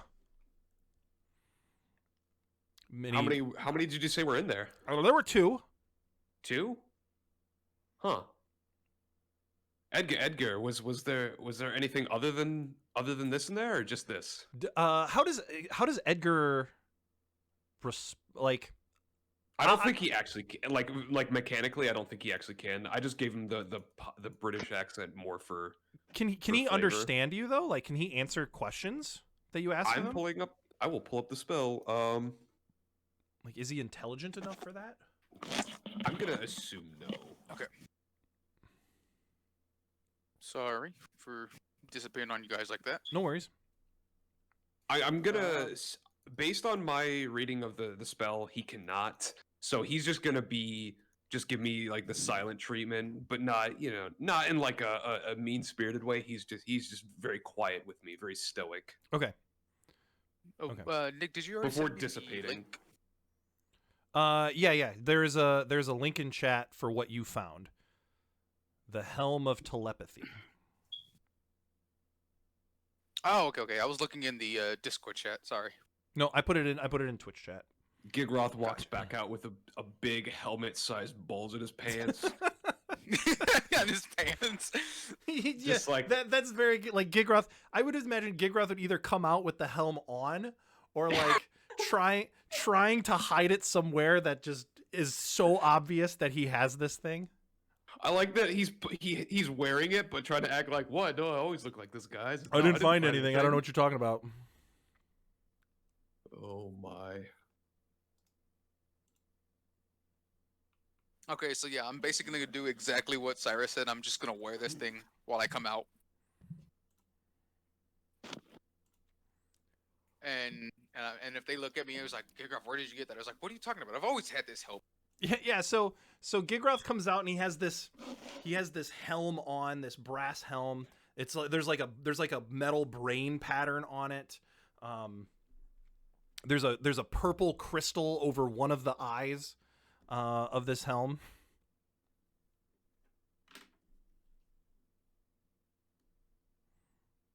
Yep. No, just walk out just with it on.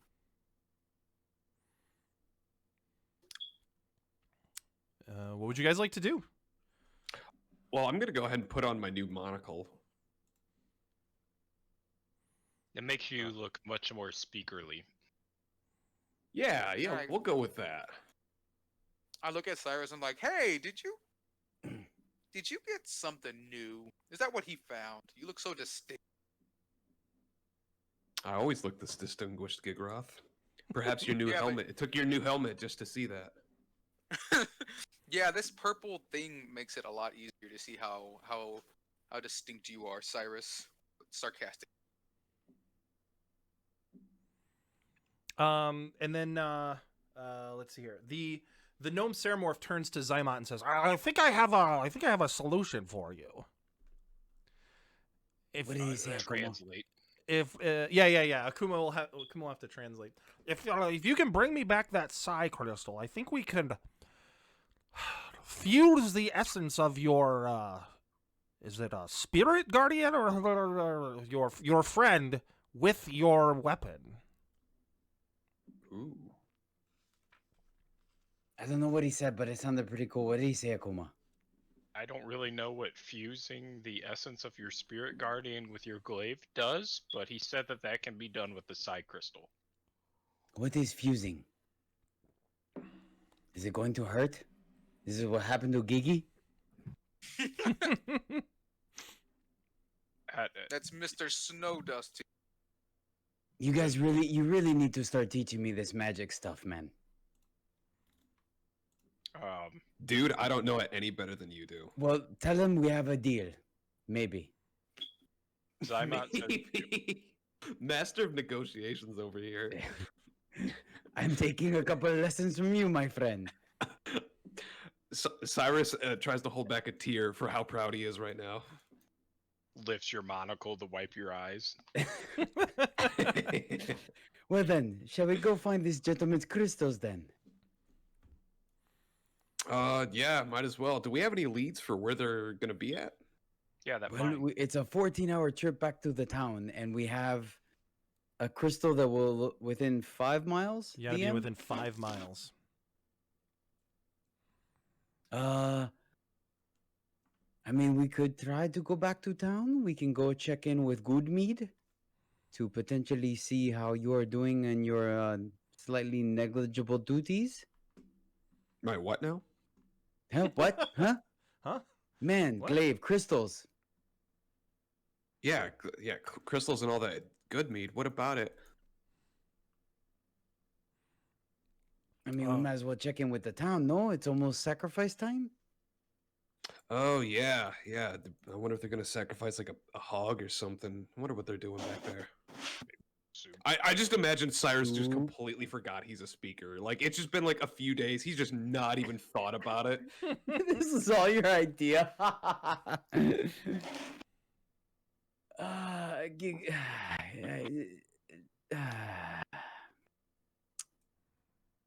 Cyrus. So, my friend, I don't know about your history. I'm just getting to know you, but I want you to understand.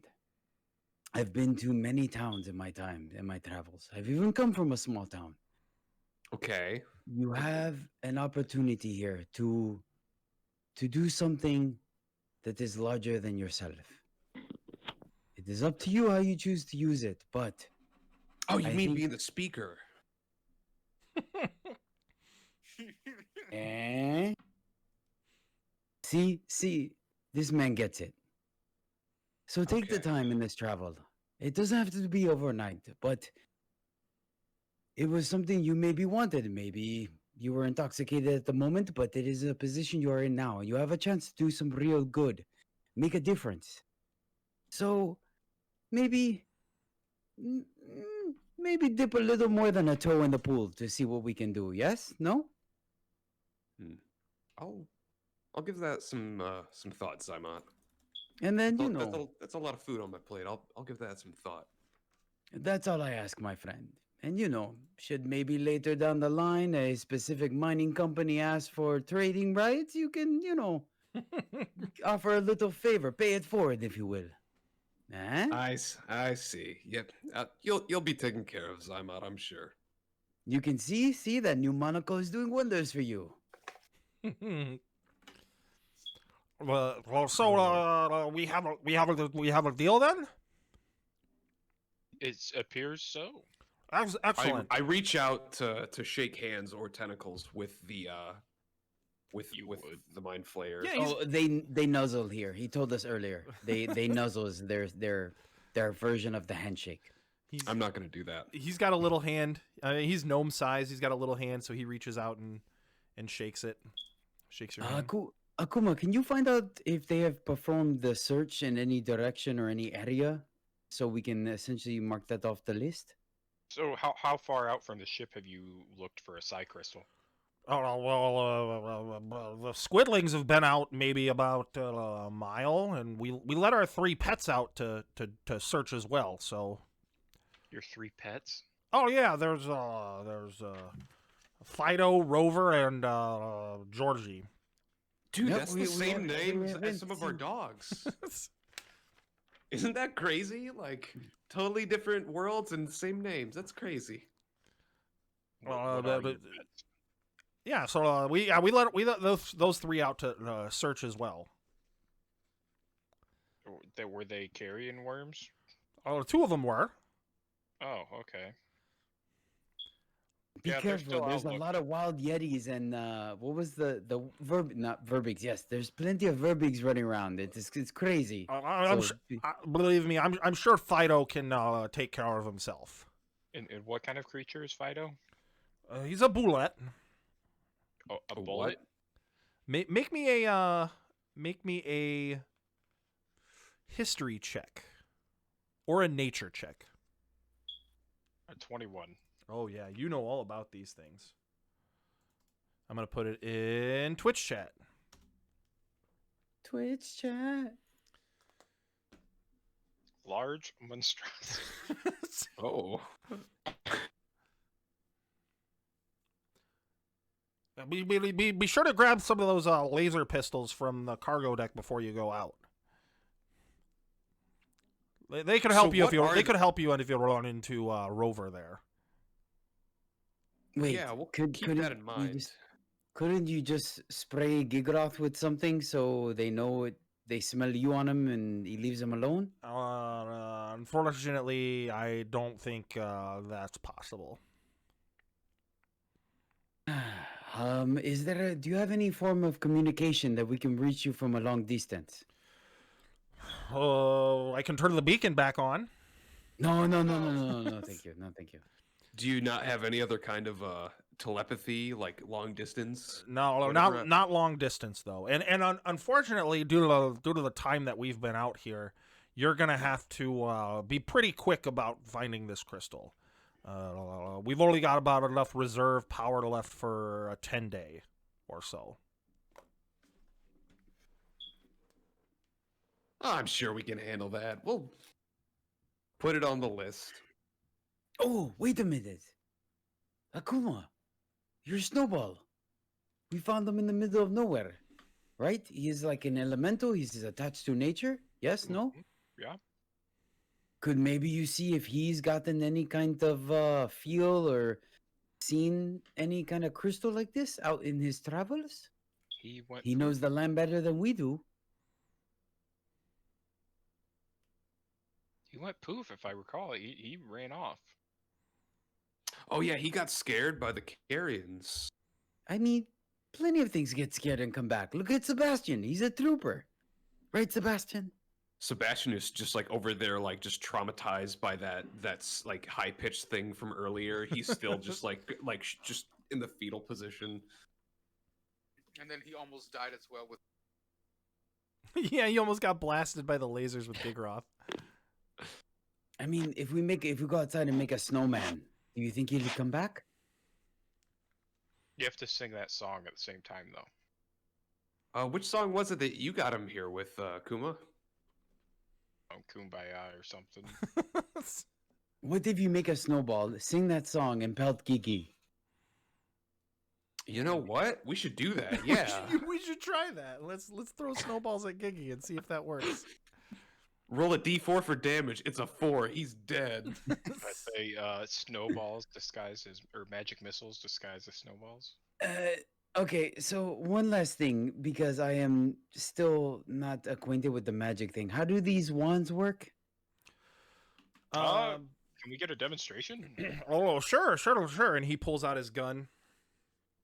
And His let's what? see.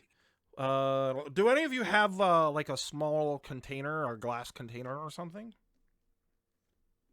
I have a shoebox. Just chill. Oh man. That got really dark. Oh man.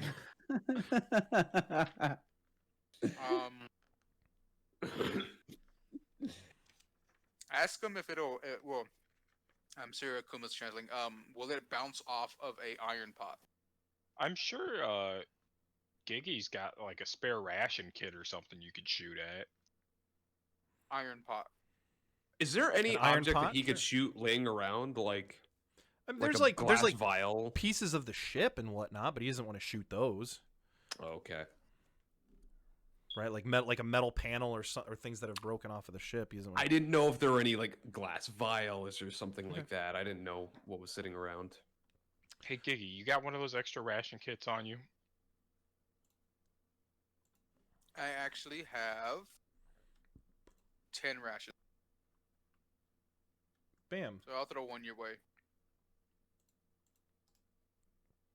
Okay. I'll just prop it. I'll just prop it up, and boom. He gets a target. Sure. Yeah. So he leads you down to the battle deck, the middle deck where that ballista is, and he sets it up. And he says, "All right, everyone, stand back." And he kind of motions you to stay behind him. And he pulls up his laser pistol and fires it, and then there's a beam of radiant damage that shoots from it, and as it connects, whatever the ration kit just explodes, and bits and crumbs of food goes flying everywhere. Holy snikes, did Yep. you see that? Oh, I'm gonna pull like a ration pack or kit out of my pack, and can you show me how you did that? Well, he holds it up and he says, "You just pull this little trigger right here. Point this at what you want to shoot, and just pull the trigger, and you're good." I'm gonna try it. He says, "Now be careful. These firearms only have limited uses, and once you use them, they're done. The energy cells can't be recharged on them." Oh, never mind. I'm not gonna use it. Can the crystals we're going to go get recharge them? Unfortunately, these cannot be recharged at all here. How did you like get more of them then? Well, we have we make them back home. We brought a supply of them with us. They should be down in the crates, in the cargo deck. Gigroth How- asks, how many shots do we get with each? Well, some of them have been used. I think the ones that are down in the cargo deck, you get. How many do you get? 30 shots with them. Ooh. How often do you visit this world? We've been here a couple times. Would you be interested in setting up some form of trade negotiation? I mean, we're not really for commerce here. We're an information vessel, I guess. You're Uh, also cons- not really in a position to decline. You can consider me a conduit for your information. You bring certain supplies for commerce on my end, and I repay you with information. Surely first-hand information from the inhabitants here has to be more valuable than mere observations. That is very true. Make me a persuasion check. Either Cyrus or Zymot. Either you both Cyrus. can make it, or with Cyrus with advantage. Okay, we'll do that then. First roll is an 18. Okay. And second roll with advantage. 20. You know, that sounds pretty like a pretty good trade to me. I think we can accomplish something here.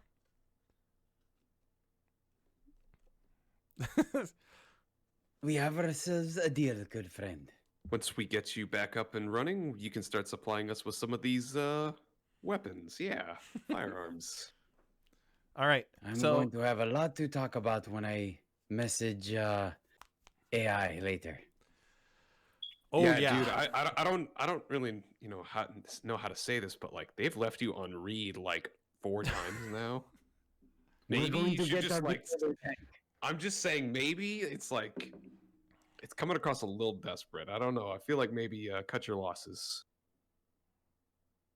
I'm gonna ask, like, I'm gonna kind of point up, like, kind of tell him, like, come over here really quick, and I'm like, okay, nod your head up and down if you understand what I'm. Does he understand what I'm? Yes.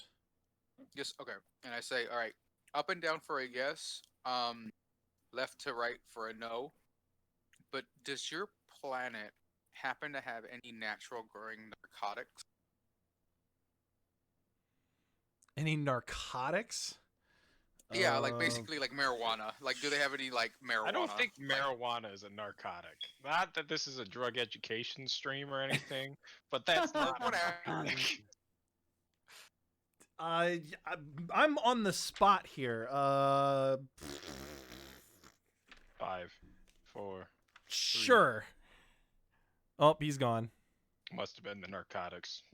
All right, whatever. Narcotics or natural growing plants that cause, effects like some of the stuff we got over here in our world. Sure, yeah. Could you happen to bring a couple of that back for me? Possibly.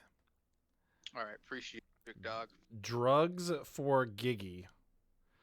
You make my note here. Weapons and drugs. Weapons and drugs. Oh my god. I had to. turning You into the asked for cartel. weapons. How? Oh you my asked for gosh. weapons. I don't know how you got to that. Like, oh, we asked for weapons. Has to be drugs too. The Also, you Icewind know Dale what? Maybe- cartel.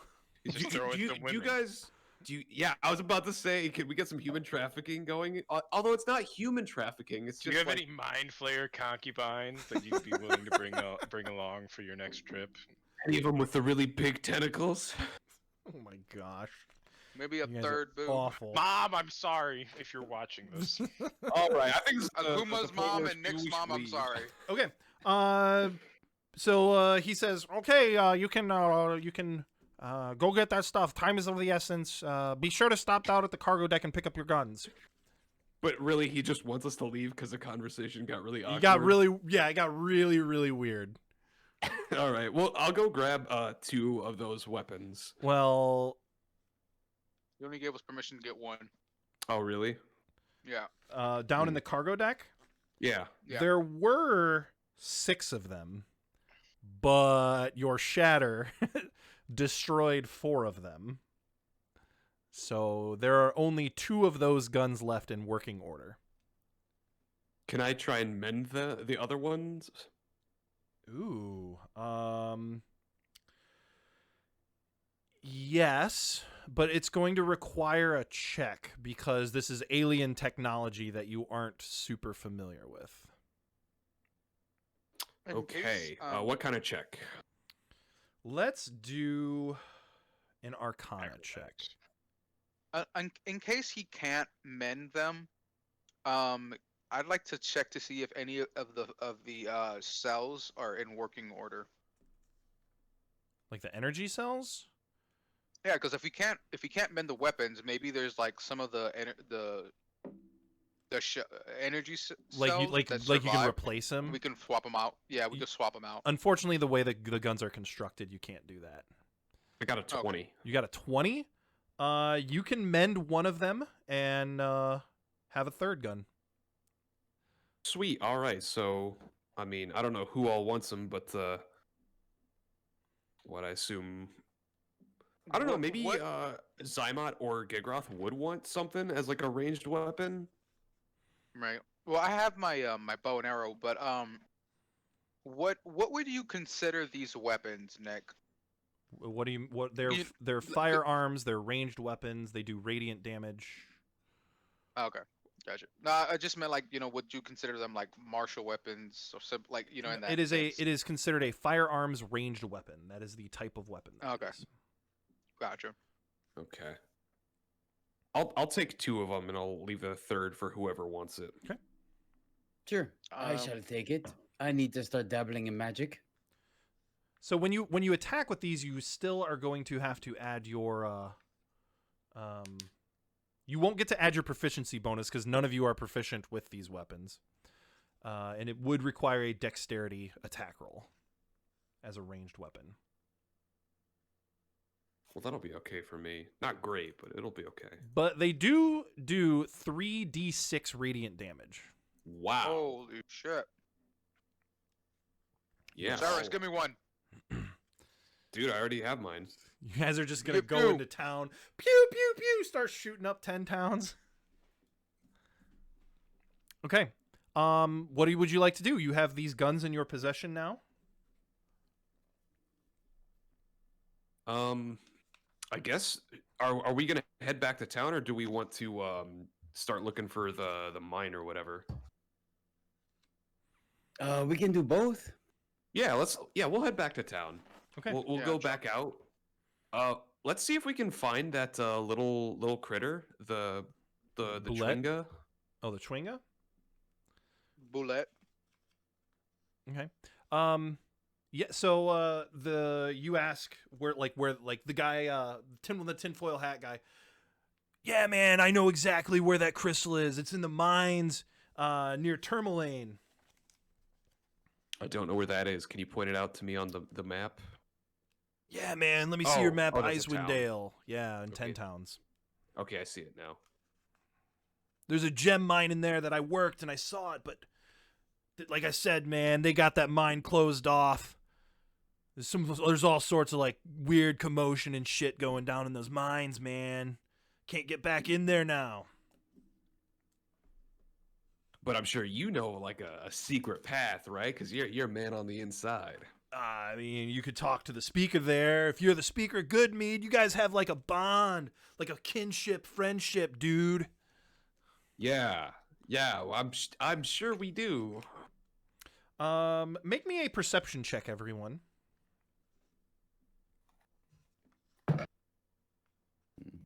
9. 17.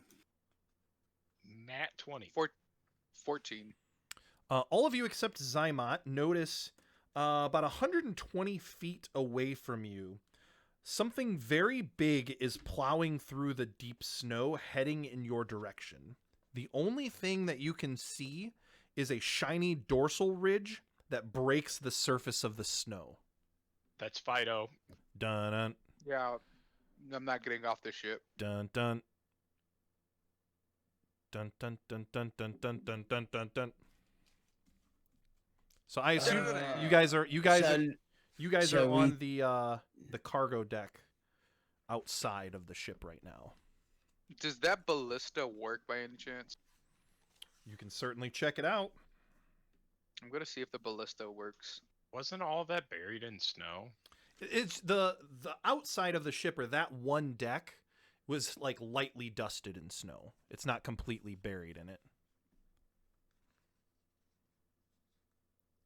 Oh, okay. I see.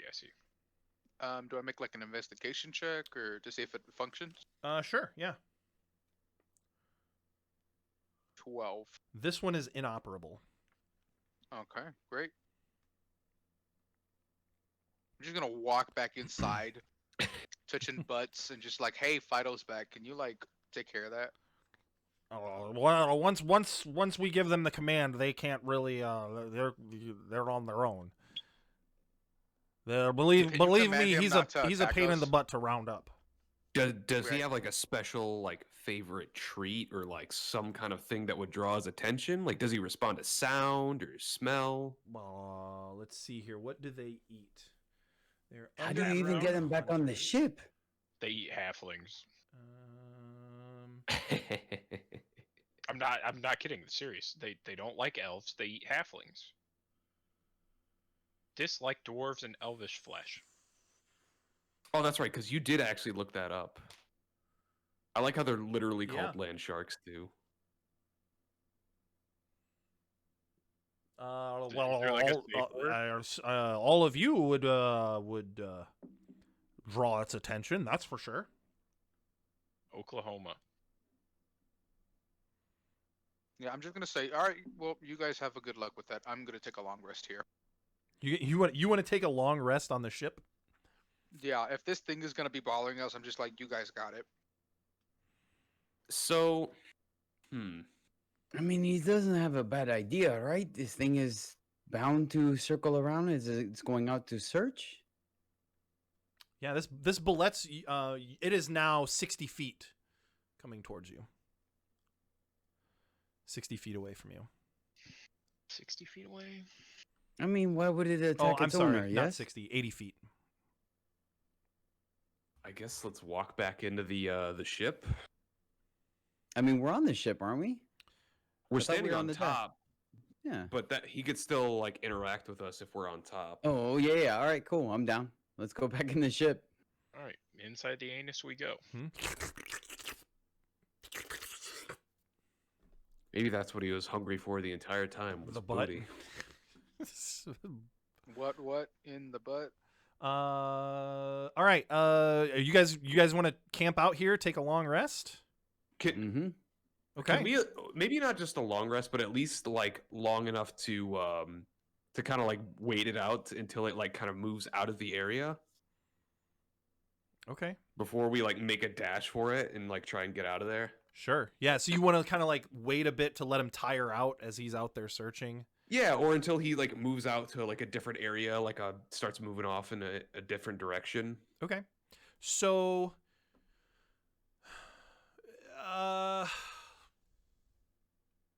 yeah, that would. I think that would still be a long rest. Okay.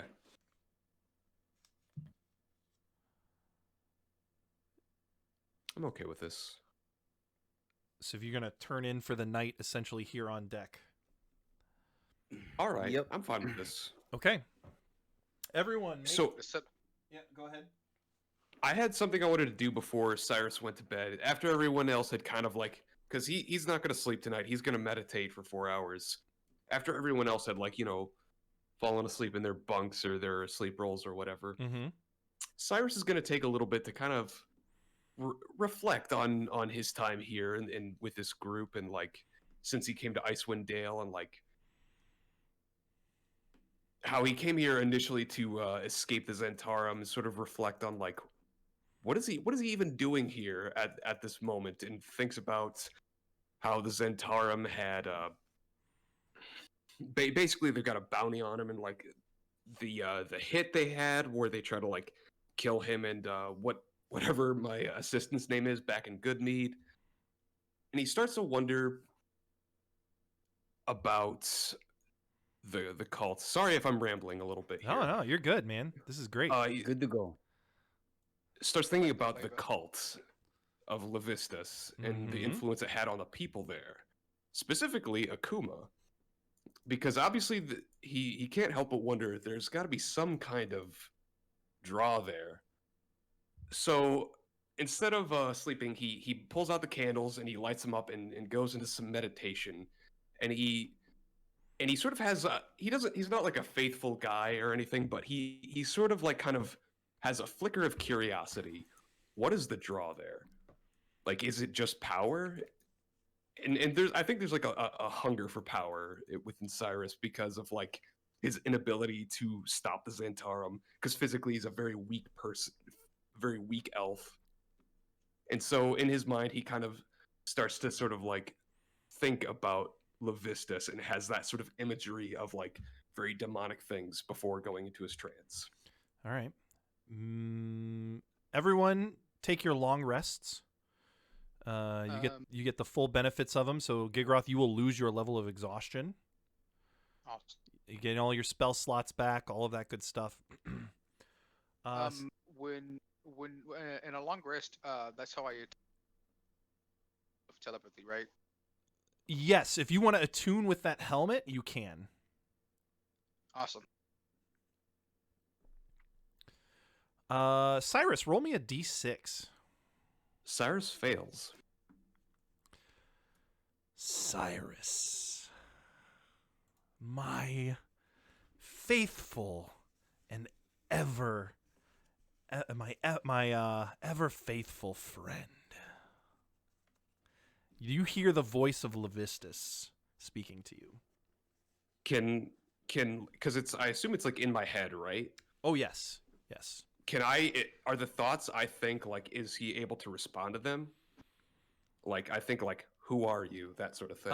Yes, for this time being you can it's a two-way conversation. Okay. Are you Levistus? I have been called many things through the ages. Levistus is one of them. And are you the one who had who's been playing ball with my buddy Akuma? Yes, Akuma is a faithful follower of mine. I figured as much. And as just like Akuma, I come to you in your time of need. Oh, and Neil- what is it I need? You tell me. What do you desire most here in 10 Towns? I think the more interesting question is what do you desire? You've got your ragtag cultist following group out there in Caer Denival. It's Caer Denival, right? Yeah. Yep. But don't take this the wrong way. You don't have the most widespread presence out of the gods or even the figures of the nine hells. I mean, I'd never heard of you until a week ago. So, what But is you your have goal? heard of me. I mean, yeah, like a week ago. So, what is your goal here, Levistus? Power. Reach. Power? Well, perhaps I can be of more assistance to you, and more than just being a mindless puppet. I'm a little more interested. You see, I think you've got a serious case of. I think you need a little more help with marketing. A little more. I think you could get a lot further if you had the right set of hands helping you spread the knowledge of Levistus, spread your influence around 10 Towns. Hell, make it all of Faerun. I agree with that. And I think you, Speaker Cyrus, are just the right person for the job. I don't disagree with you. However, thing about it is, advertising I could get there on my own. However, I've got a few snags along the way. We've got Xantarum, we've got these Dwergar. There's a lot of not to mention the Frostmaiden. There's a lot of things in my way, Yes. and I feel I've got a distinct lack of firepower. What do you have in mind? A pact. Oh. I see. I mean, I'm no expert on this, but you are a devil, yes? Yes. I would like to forge a pact. So, out of game, is this, are you planning on multi-classing into Warlock? Yes. Okay, I'm just making sure I'm following you. Yes, that is the goal for this. Is this felt like a very well, I wasn't going to multi-class into Warlock, but the story thing came up and it made me more interested in doing it. Sick. Nice. So yeah, that is You- my goal here. Your influence is speaker. Let's see here. Specifically, he will have a task for you.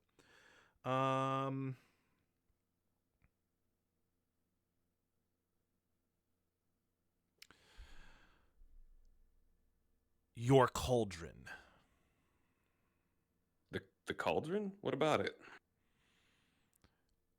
We could use that back in Caer Dineval. Specifically, what for? I mean, Followers need fed. Food costs resources. If you can ensure that cauldron makes its way back to the castle in Caer Dineval, I think we have ourselves a deal. Cyrus ponders for a moment, but in his head he knows, oh yeah, it's easy as hell. Sure, why not? it's like, I think we can work something out here. Excellent. Oh, and one other little thing. And what's that? That necklace of yours, pass it on to someone. I'll see what I can do. Will I need Someone- it for warmth anymore? Someone useful. Oh, and one other thing on my end of the deal. I'm all for, becoming a follower of you and spreading your good word and everything. However, I'm already a pretty persuasive fellow. I feel my autonomy is pretty integral to me being able to influence people.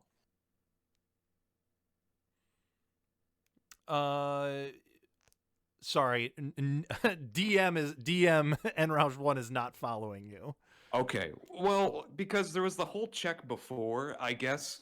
And, well, not just the check, but even just like the followers seem to be almost like puppets, I Mhm. think. So maybe Cyrus is under the impression they're under mind control. Cyrus is trying to be like, You still want I- free will. I need to have free will in order to carry out these plans. That's integral to the plan. I will ask you from time to time for tasks. As long as you complete those tasks for me and our pact is not broken, I see no problems with what you're asking. All right, I'm for it. Can he draw? Do we just draw up a little contract or something? Ooh, I like this. So Could we, so the idea I had for imagery is he sort of in almost like a dreamlike state. We've got almost Levistus in an office or something, and he's got a desk out with an inkwell, and we're writing up a contract. you get summoned down. So the Levistus is actually encased in ice in hell. So but in front of you, there's this infernal portal with flames that pop up, and there happens to be a little imp. And he walks up in front of you, and he has this scroll, and he unfurls it in front of you. And then he produces a quill. It is like a black charred feather. And he hands it over to you. I take the quill, and naturally I'm going to read over the contract to make sure all of the terms are as discussed. Roll me a let's see, insight check, I think would be a good one. Okay. Oh no, I rolled a 10. As far as you know, everything looks copacetic. Oh, I'm in too deep to say no. Cyrus signs his name. The contract furls, the imp poof disappears. There's a little charred spot on the ground, and yes, you now have this pending pact with Levistus as long as you can complete your task. You Sweet. also gain frost resistance naturally from Levistus. You no longer need your necklace for that. You can pass it on Sweet. to whomever. And yeah, that's that. I was gonna have Levistus speak with Akuma, but Akuma is not with us currently. Oh, there he is. Okay. I'm always listening. Akuma. You hear Levistus's voice ring through your head. You have done well, my follower. Thank you. The Dwergar still pose a threat, but I have another task for you. What is it? You came into possession of 3 shards of Chardolin at the Dwergar outpost. Yes. Make sure those find good homes with influential people among 10 towns.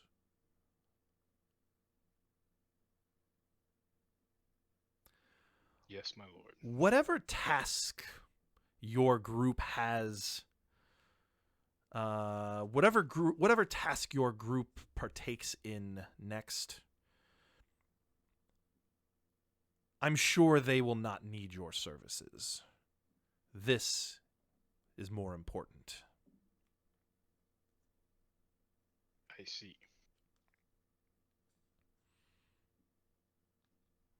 Do this for me, and I will reward you. As you wish. And communication. 8 hours is up. It is now the next day. It is 9 days until this ship will no longer be fully operational. Good. Good. What would you guys like to do? Oh man, that was surprisingly nice. I'll be honest with you. The wooden floor was a little stiff, but overall I was okay with it. Big stretch. I slept Zymon. I slept really well last night. How are you guys doing today? No demon came and talked to me last night. Gotta say, this ship is surprisingly toasty. They must have some great central air or something here. You know, and then like the low key vibrations from Fido just really sets you in the mood to just relax and unwind. It was Oh great. yeah, it's background noise like a fan. Well then, shall we gather our things and be on our way, friends? Yes, I suppose we should. You know, that way we move on to more eventful evenings. Yeah, not like Man, was it boring. the worst. Okay. Biggie, how you feeling? You feeling better today, buddy? How's that ego? No, there's nothing wrong with my ego. I was just tired as fuck yesterday. Okay. You walk out of And the that's snow dust to you, bitch. Giggy snow dust. You guys walk out onto the deck, and you can see curled one of these super long tree trunk sized tentacles is curled up, kind of like back next to the ship, and and curled up inside of that tentacle, it kind of creates a barrier. You see this huge, thick shelled monstrosity with this huge gaping maw just curled up into a little ball like an armadillo, sleeping soundly next to the ship. Okay. You can Someone see smarter than... who was it? Was it Rover or Fido? I don't remember which one I called him. Fido.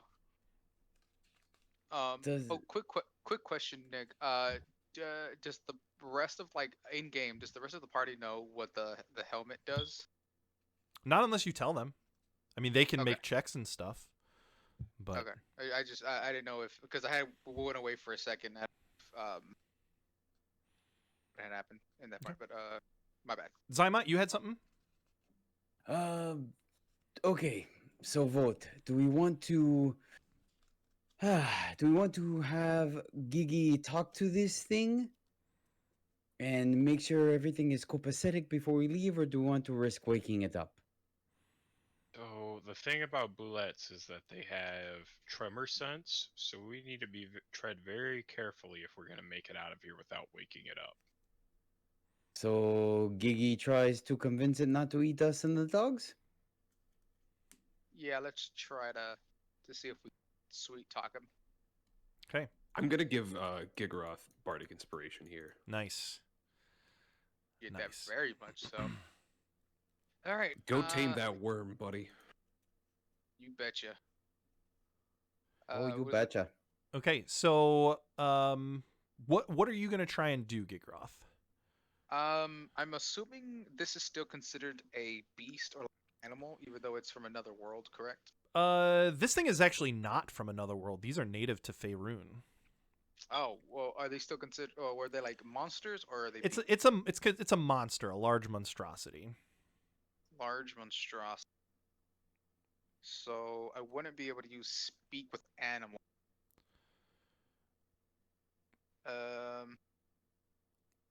Well, it doesn't specifically say animals. It just says beasts. Would you consider it a beast? No, it is not classified as a beast. Gotcha. If you wanted to do like an animal handling check to like try and keep it like soothe it sort of thing. Well, what I'm gonna do.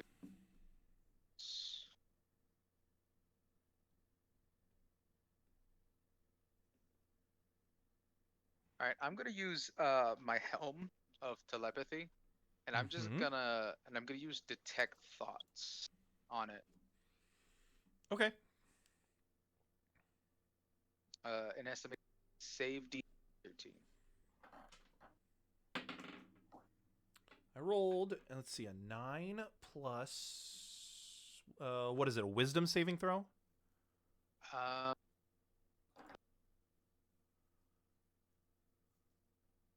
I For gotta detect pull it yeah, up. wisdom save. Plus Yeah, I 0, gotta so a pull up the 9. actual- It fails its wisdom saving throw. Okay. Sorry. I gotta pull the actual information. If you probe The deeper, the thing. target must make a wisdom saving throw. If it fails, you gain insight to the reasoning of its emotional state, something that looms large in its mind. I mean, it's sleeping right now, but the overall, like the deeper of this would just be hunger. Right. No, the reason for my detect thoughts is that I want to like how is it? As we creep along to get away, and while I'm doing detect thoughts on it, like that way like I get the sense of, oh shit, he knows, he's waking up. Okay. You know? Gotcha. So you kind of like want to track its thoughts as okay, gotcha. I think that's a Yeah, really yeah. really cool use for that. Yeah. So Gigroth, your detect thoughts worked. You are now like telepathically connected to this beast for the time being, or for this monstrosity for the time being. To get away, you will have to make a stealth check. All of you. Oh man. An edge on that.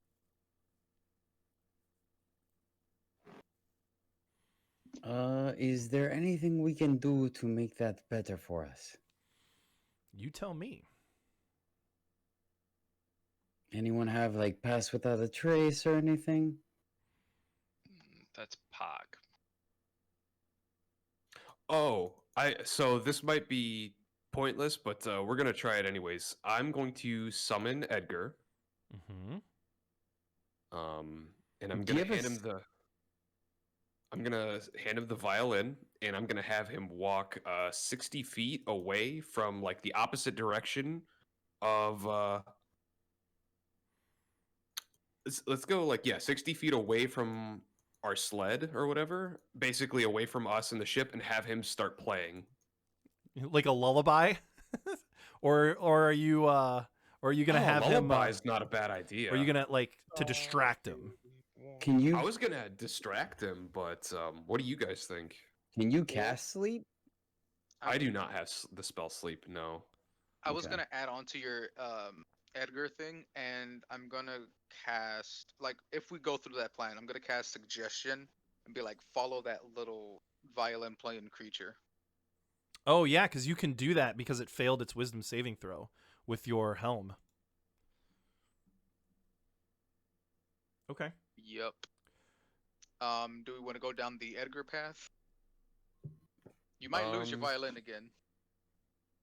I think I'm willing to make that sacrifice, or we could go for the lullaby. Do you guys think that'll actually work? I don't know, Let's do it. 'cause- I like the lullaby plan. Let's go for that. Okay. So I Edgar's stand up. literally never came across one of these things before, so I am all ears, my friends. all right. So Edgar is going to go 60 feet out, start playing the violin. Roll me a d20. On a 10 or higher, it lulls him to sleep, or lulls him into a deeper sleep, and a 9 or below will wake him up or make him easier to wake. Well, I rolled a 2. You rolled a 2. Okay. So Oh, if I cast, because I'm tracking his thoughts, if I cast suggestion, can I be like, just don't worry about it, just go back to. So the way that the lullaby thing or the playing the thing was going to work, you guys now have disadvantage on your stealth to get by him because the music is loud and he's more prone to wake up. Why don't you guys go ahead and make your stealth checks, and if you don't get by him, then Gigroth, you can use your suggestion. Okay. Since I already have disadvantage on stuff, do I get like double? Nope, you double just have disadvantage? regular disadvantage. 8. 8. 9. All right. Let's see, Gigroth here. A true group effort. Okay. Yep. Okay. To be fair, I Oh kind of my screwed us on that God. one. 4. Every one of you thinks you're being super quiet, but it is the exact opposite. We're just crunching Yeah. the snow super Clank, hard. everything that can be loud is just being loud. This thing wakes up. Gigroth, you can now use your suggestion. All right. I use suggestion and hold on, let me read it. Creatures can't be charmed and its effect suggestion must be worded in a manner as to the course of action sound reasonable. Yep. What would you like this thing to do? Or what would you like to try and make this thing do? What do I know about it? You know it's awake. You know that you woke up, and it loves flesh of animals and humanoids. And you know that its thoughts was hunger.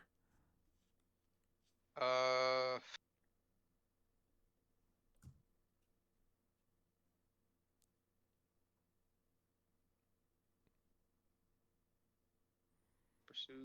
Like Selection, it describe lives to the best of feed. Okay.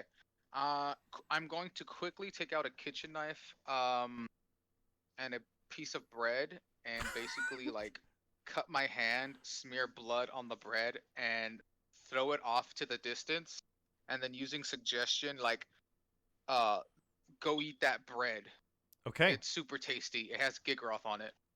Okay. And this is a suggestion. This is a Yes, wisdom saving throw again. Yes, the target must make a wisdom saving throw. On a failed save, it pursues the course of action. I rolled a 6. I believe it's a D13. So yes, so this that thing that doubles? had your attention immediately is now has the attention of the bread, the bloody Awesome. bread. Let's get this I'm like- bread. And I'm like, awesome. All right, like, get the fuck out of here, All right, yeah. While this thing is distracted, you guys can run away. bro. That helmet came in such clutch. I did not want to fight this thing. And I think can you only do this? Property can't be used again till next dawn. Okay, so you can't use this Yeah. this ability again. Right. All right. Yeah, I can't use it again. We're so going I'm assuming to like, Yeah, go ahead. oh, no, I'm just assuming like I chunked it as far as I could be given, like 30 feet.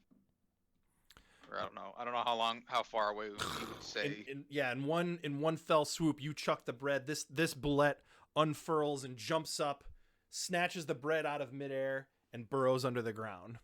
And you guys Awesome. beat feet as fast as you can through the snow on your dog sleds away. And we're gonna fast track this. Where you guys are gonna what city would you like to end up in as you head back? Because you're out in the wilderness. Any one of those southern towns and 10 towns you could end up at.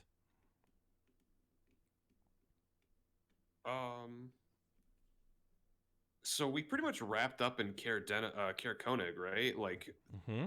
all of the Mhm. obvious things there. So we can either go back to Goodmead, or because of my newfound goal. Well, no, we do want to go back to Goodmead for sure. Yep, Goodmead it is. Good meat it is. Okay. That's going to do it for tonight. Thank you everyone for watching. While the session is done, we're still going to stick around. We'll be back in 5 minutes for Crit Chat. If anyone in chat has any questions for the group, anyone wants to talk about anything in chat, questions for the group as a whole, any individual players, we're still going to hang out and talk for a little bit. We will be back in just 5 minutes. 5-minute break. Thanks everyone for watching. Thing, like in the same way that. Sorry, go ahead. No, you're good. I'm just letting everyone know we're back. You can continue talking, man. That's what this is for. Yeah, we were Okay, just cool. having a conversation about Cyrus's new kind of new little update. Cyrus's new groove, whatever you want to call it. Yeah. The awakening. Yeah. Cyrus's awakening. I was not expecting this. Well, I'm glad I could surprise you. that for was once. a treat for me to actually be able to role play that. That was I was glad you went along with it and had like a full negotiation and everything. That's Oh. what I was really looking forward to. that sort of stuff is everything that I love about D&D. Like that was so much fun for me and so cool to do. Also getting to bringing because it had been a while since Akuma had also talked with Levistus, so it was nice to be able to do that again as well. That gave the perfect opportunity for that. Plus, I had to set something up for next week. Yeah, yeah. As soon as you were like, "Yeah, you can do this all on your own. You don't need the rest of your group," and I was like, "Oh, I see what you're doing there." Yeah, that's I meant to say actually. As like you were like, you guys can go to any of the southern towns. I was gonna be like, okay, Akuma's going to East Haven. Oh, You guys can go to Goodmead, and I'm just gonna start like, see you later. I'll catch up with you in a few days. okay, all right. East Haven surprises me. Like, I don't want to get into like spoilers or anything for next week. If you want to like just spring it on everyone, then. But like, that one surprises me. I thought you'd still want to go back to Goodmead with everyone. So the logic being for me was that Levistus said, we've got these 3 shards, and they need to get into their hands of influential people, and it's like, well, East Haven, it's a big city Mm-hmm. or a big town for 10 towns, so the captain of the guard and the speaker, like that's 2 people right off the rip, right Sure. there. So as far as like influence and taking over East Haven, Okay. that was the logic. No, that makes perfect sense too, because like there's that huge Chardalyn statue in East Haven as well. That could sure make a lot of necklaces out of it. I did not even realize there was that statue was out of Chardalyn. The weird demonic. Yeah, the boat figure. Yeah, the one where we fought that ghost lady. Mm-hmm. Yeah, Yep. that was like Rude one. that was one of those weird ones where we just like didn't get a resolution for that. We should probably go back to it at some point. Yeah, there's more stuff there. There's definitely is. There's still a lot that can happen in East Haven. Zymot, I feel horrible because like you're just like waiting for your chance and like No. you're like You kidding me? waiting for the Zymot episode, and I promise that it is coming very soon. You have nothing. I am having a blast, and I feel mine has like the least impact on the actual story. You know what I mean? So I am okay with it being sprinkled throughout the episode. Honestly, I am having a blast just sneaking it in there when I can. I'm not too worried about it because honestly, I feel like where the party's at right now, it's going to be hard pressed to be a big deal because the other three people really don't care. Sure. So there's no commonality. They would have to do it because they want to support Zymot. And I mean, we've been in 10 towns less than a month. Mhm. So though we have that whole we've fought together bond, I don't think it's one of those things like, yeah, man, I'll help you out for no good reason. Like, why not? Like, I don't think that's gonna happen. So that was So- something that Come Cyrus and I were on. actually talking about before the show, was how loosely connected you all are. Like everyone has their own motivations and goals in 10 towns, but like as a group, there's really not too much holding you guys together. Yeah, I mean, Akuma and I have probably the closest bond Yeah. that anyone in the party has, and that's simply like we've worked together, and then the 2 months it took us to travel up here. Yeah. How dare you? Gigroth and Cyrus are blood brothers. We scammed people together. I don't think we scammed anyone, Gigroth. I think I set up a perfectly fine grift, and you went off the rails and did your own thing, and we made like a fraction of what we could have. I mean, I could see maybe Cyrus and Zymot kind of getting a bond because I mean, I obviously don't know the character arc that Cyrus is gonna go throughout this adventure, but I mean, I'm assuming that Cyrus became a con man to get money, so maybe there's some benefit to doing like the law and con between Seeker and the money that you know uh, Acquisitions Incorporated is gonna trade through the city. So there might be that, where he's like, "Hey, I'll give you 10% off my tariffs or whatever," but then he's skimming like 10% off the top before it goes out to the people anyway, so he's getting an extra cut. I don't know. I could see there being something with the fact that even though they're very different people, I think in a lot of ways, are very different characters. I think because like Cyrus is very much like a negotiator, like he very much loves the art of the deal and like that kind of back and forth, and Zymot being so heavily involved with like trying to make money and being like a mercenary and like constantly trying to establish business, there is kind of like some commonality there. It's a little bit loose, but it is there. And I kind of notice it on occasion where it's like we're both getting in on like establishing like a trade or something, or like Cyrus will hop in when Zymot throws something out there. The one thing that I think is interesting is the fact that Akuma was kind of loosey goosey coming out here. We're like, let's see where the world takes me. Like, I want to explore things. And now that you've gotten such a obvious direction from Levistus, like it kind of it was too right. There's nothing to conflict against that. It's like, hey, I was just here for whatever happens, and then it's like, yo, do this. All right, seems good. Yeah, well, that's like we've been dealing with most of the Dweger, and it's like that's not at the forefront anymore. So it's like, okay, I guess I'll just float around until boss says, "Hey, go do this thing." Mm-hmm. Mm-hmm. Oh, there are definite plans that Levistus is going to have coming up, and it's going to be some really tough choices for the group. I'm not if we're all possessed. yeah, I mean, yeah, if you're all possessed and you get thrown into one direction, and then the consequences of that direction happen, so be it. That's gonna be interesting. We all get possessed, and the DM just starts throwing away all the notes he has for all the encounters. Be like, oh, these aren't gonna happen. Yeah, this whole work. book just out the window. We're not doing that anymore.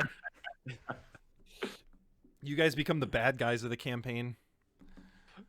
Now that I mean, we still need to find the Ice Maiden, but for a completely different reason. Yeah, it's like we go on like the hero's quest, but for like the worst reasons possible. Sure. It's like, she's trying to steal our thunder. It's like, no, this is Levistus territory. You get out of here, ho. Giggy, you gotta stop. You gotta stop dying, dude. Man. Dude, I tell thought you. for a second there, Gigroth was gonna die this episode. I was. Oh yeah, for sure. I think after that after my last roll on that second death save, it was a 3. And so I was like, one more low number and I'm done. But right after you healed me, I started rolling numbers over 10. So I was like, oh, I would have been good. We probably should do a Twitch prediction every episode on whether Gigroth's gonna go down this episode Yeah, or not. Does Gigroth go unconscious this episode? Spend your channel Gigometer. points and bet on it. Oh well, but that's the thing though. He went down this episode because of Akuma. And To not- be not fair, because- you not could have tried metagaming to it. run out of the room at any point though, but you never did. You could have just tried to like use my movement to run out and action to open the door. And just left. Instead, you just stayed in there and like in complete like gunfire. He just laughed. This is great. He just just laughed. fixed- He's like, "Fuck you for making fun of me. I'm out." Oh god, I just pictured that No, whole freaking. But sorry, go ahead. No, go ahead. I was just gonna laugh at the whole scenario because I pictured it in Oh, my head God. of like us having this conversation, and just in the background, you see Gigroth running around with a Star Wars laser beam, like just going at it. We're still having a normal conversation. Yeah, you guys. Explosions you on just one hear side. all this commotion happening behind this sphincter door. We start brewing So- up some tea and like having a conversation. So what was traffic like coming out here? He's like, actually, there wasn't very much. Nobody's trying to come to Earth anymore. Place kind of sucks. Oh God, that was way too good. Way too good. No, so logically, obviously I should have ran out the room. However, You were Gigroth raging. is not. I'm not. I'm not raging. Like I have no rages left. And so the thing with Gigroth is a lot of the times it's not logic that he runs with. We noticed. So yeah. So in that instance, I had to choose between run out the door or fight these little things. And in Gigroth's fair. mind, it's like I can take these. I can take these. Yeah, they're just little lasers on the wall. You can bash them. You can take them out. Right. And then once I actually started getting the shit rolls, it's like for the lulz, fuck it. Oh, that was way too good. But you guys came out with some really, really cool loot. Lots of sweet stuff. I love the helmet, or the helm. It works so well with what Gigroth's trying to do in the first place because now, and it's on any creature, so it's basically just a sped up version of his fucking speak with animals. Rather than like saving the uses of this helm for like an actual real situation, you're like, I gotta find me a squirrel and talk to it and detect what it's Yeah. thinking. Yeah, just it so happens that in this instance, like it's specifically a beast, not a beast, but like it's some type of monster. So Gigroth is like, well, monsters are just more vicious and bigger versions of animals. So why not try to talk to it? So is Gigroth gonna wear the helmet all the time? I believe he is. Okay. I believe Gigroth's gonna wear this thing all the time. Gigroth's got a new look. And Well, is oh yeah, go ahead. no. I'm just thinking about it. It's like he could either wear, because I feel okay. So here's the thing, with what Akuma pulled. So this is going back to what I was talking about with Akuma. So Gigroth is smart enough to know that if these lasers were in here, the captain would have told Akuma, but Akuma didn't say anything about the lasers.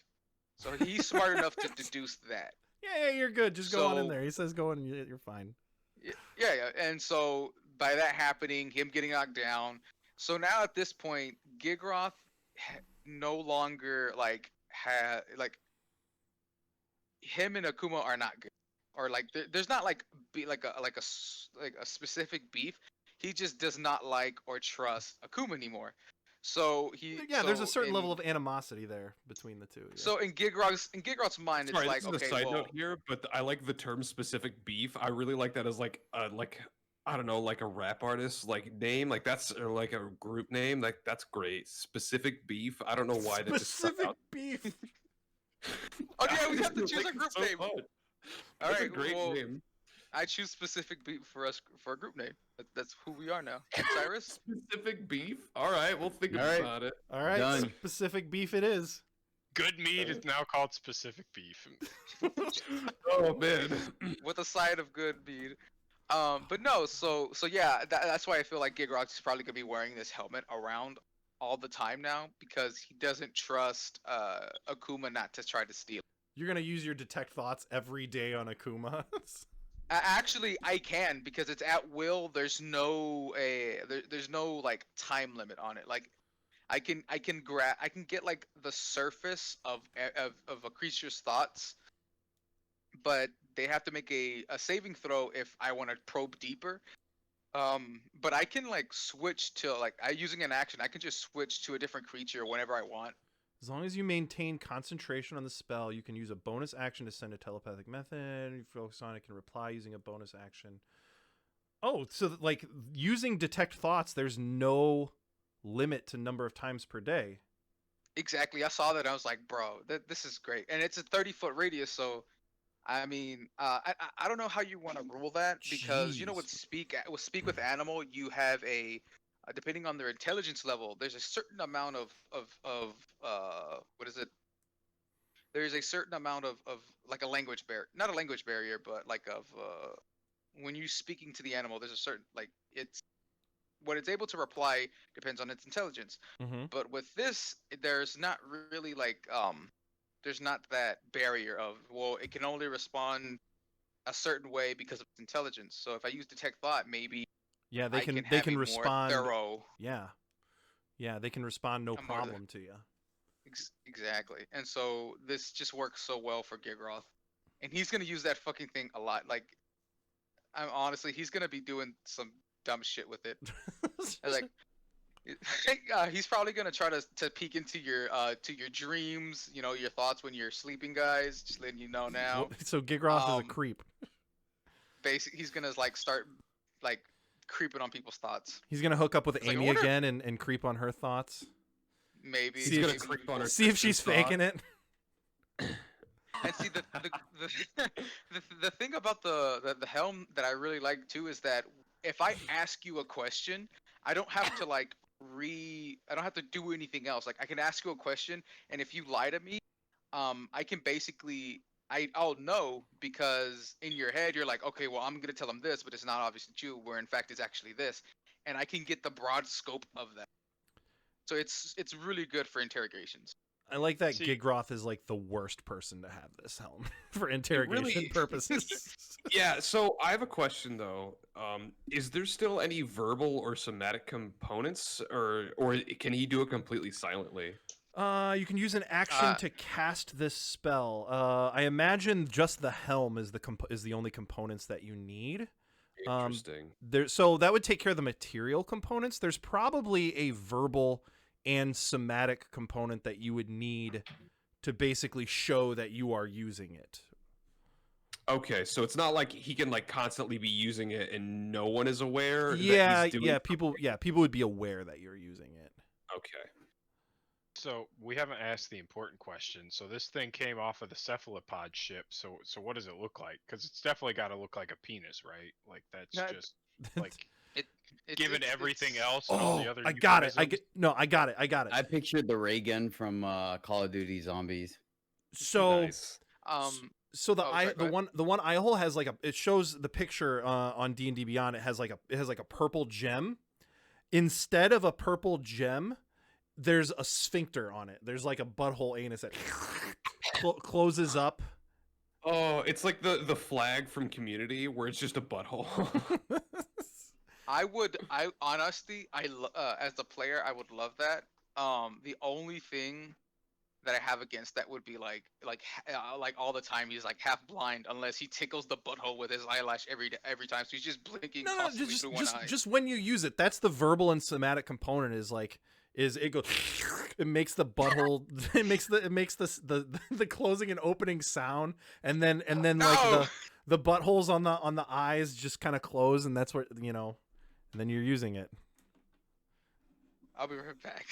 Gigroth, you really have to wear that while we're in bed? He's like, yes. Oh, what a weird episode. Okay. Oh, my God, Sorry, yeah. mom. I think that's. Is there anything else anyone wants to go over? No, I think that's good. it's tough. I think MVP of the session is really close. Like really, like I kind of want to auto give it to Cyrus for that great RP leading into his multi-class, which is super That exciting. was super cool. But God, that counter spell was so Oh, good. that joke though. was so good, man. Oh, yes, easily the best moment of the show. That was so funny. Yeah, so like funny. man, I'm just so hard pressed. That whole bit was great, and like that was just like I don't know, like the crescendo of it. Like it Mhm. was such. Oh my god. That was the perfect height for that whole bit. Yeah, so I think it has to go to Akuma. As great as it was, Cyrus, that counter spell was just It was clutch. too good. A couple of shout outs here real quick. First, one shout out here. Nerdy Drunken Monkey Goblin. Thank you very much for the follow earlier. Really, really appreciate that.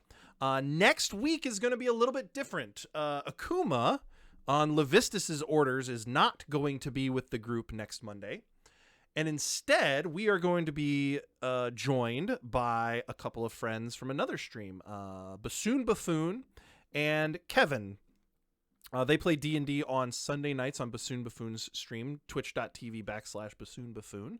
I join him from time to time. Cyrus did a crossover episode with us for one episode. Check it out. Yeah.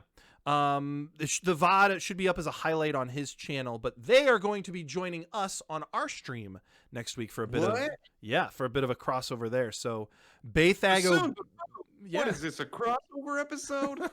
Baythag shit out of their O'Bierney, minds.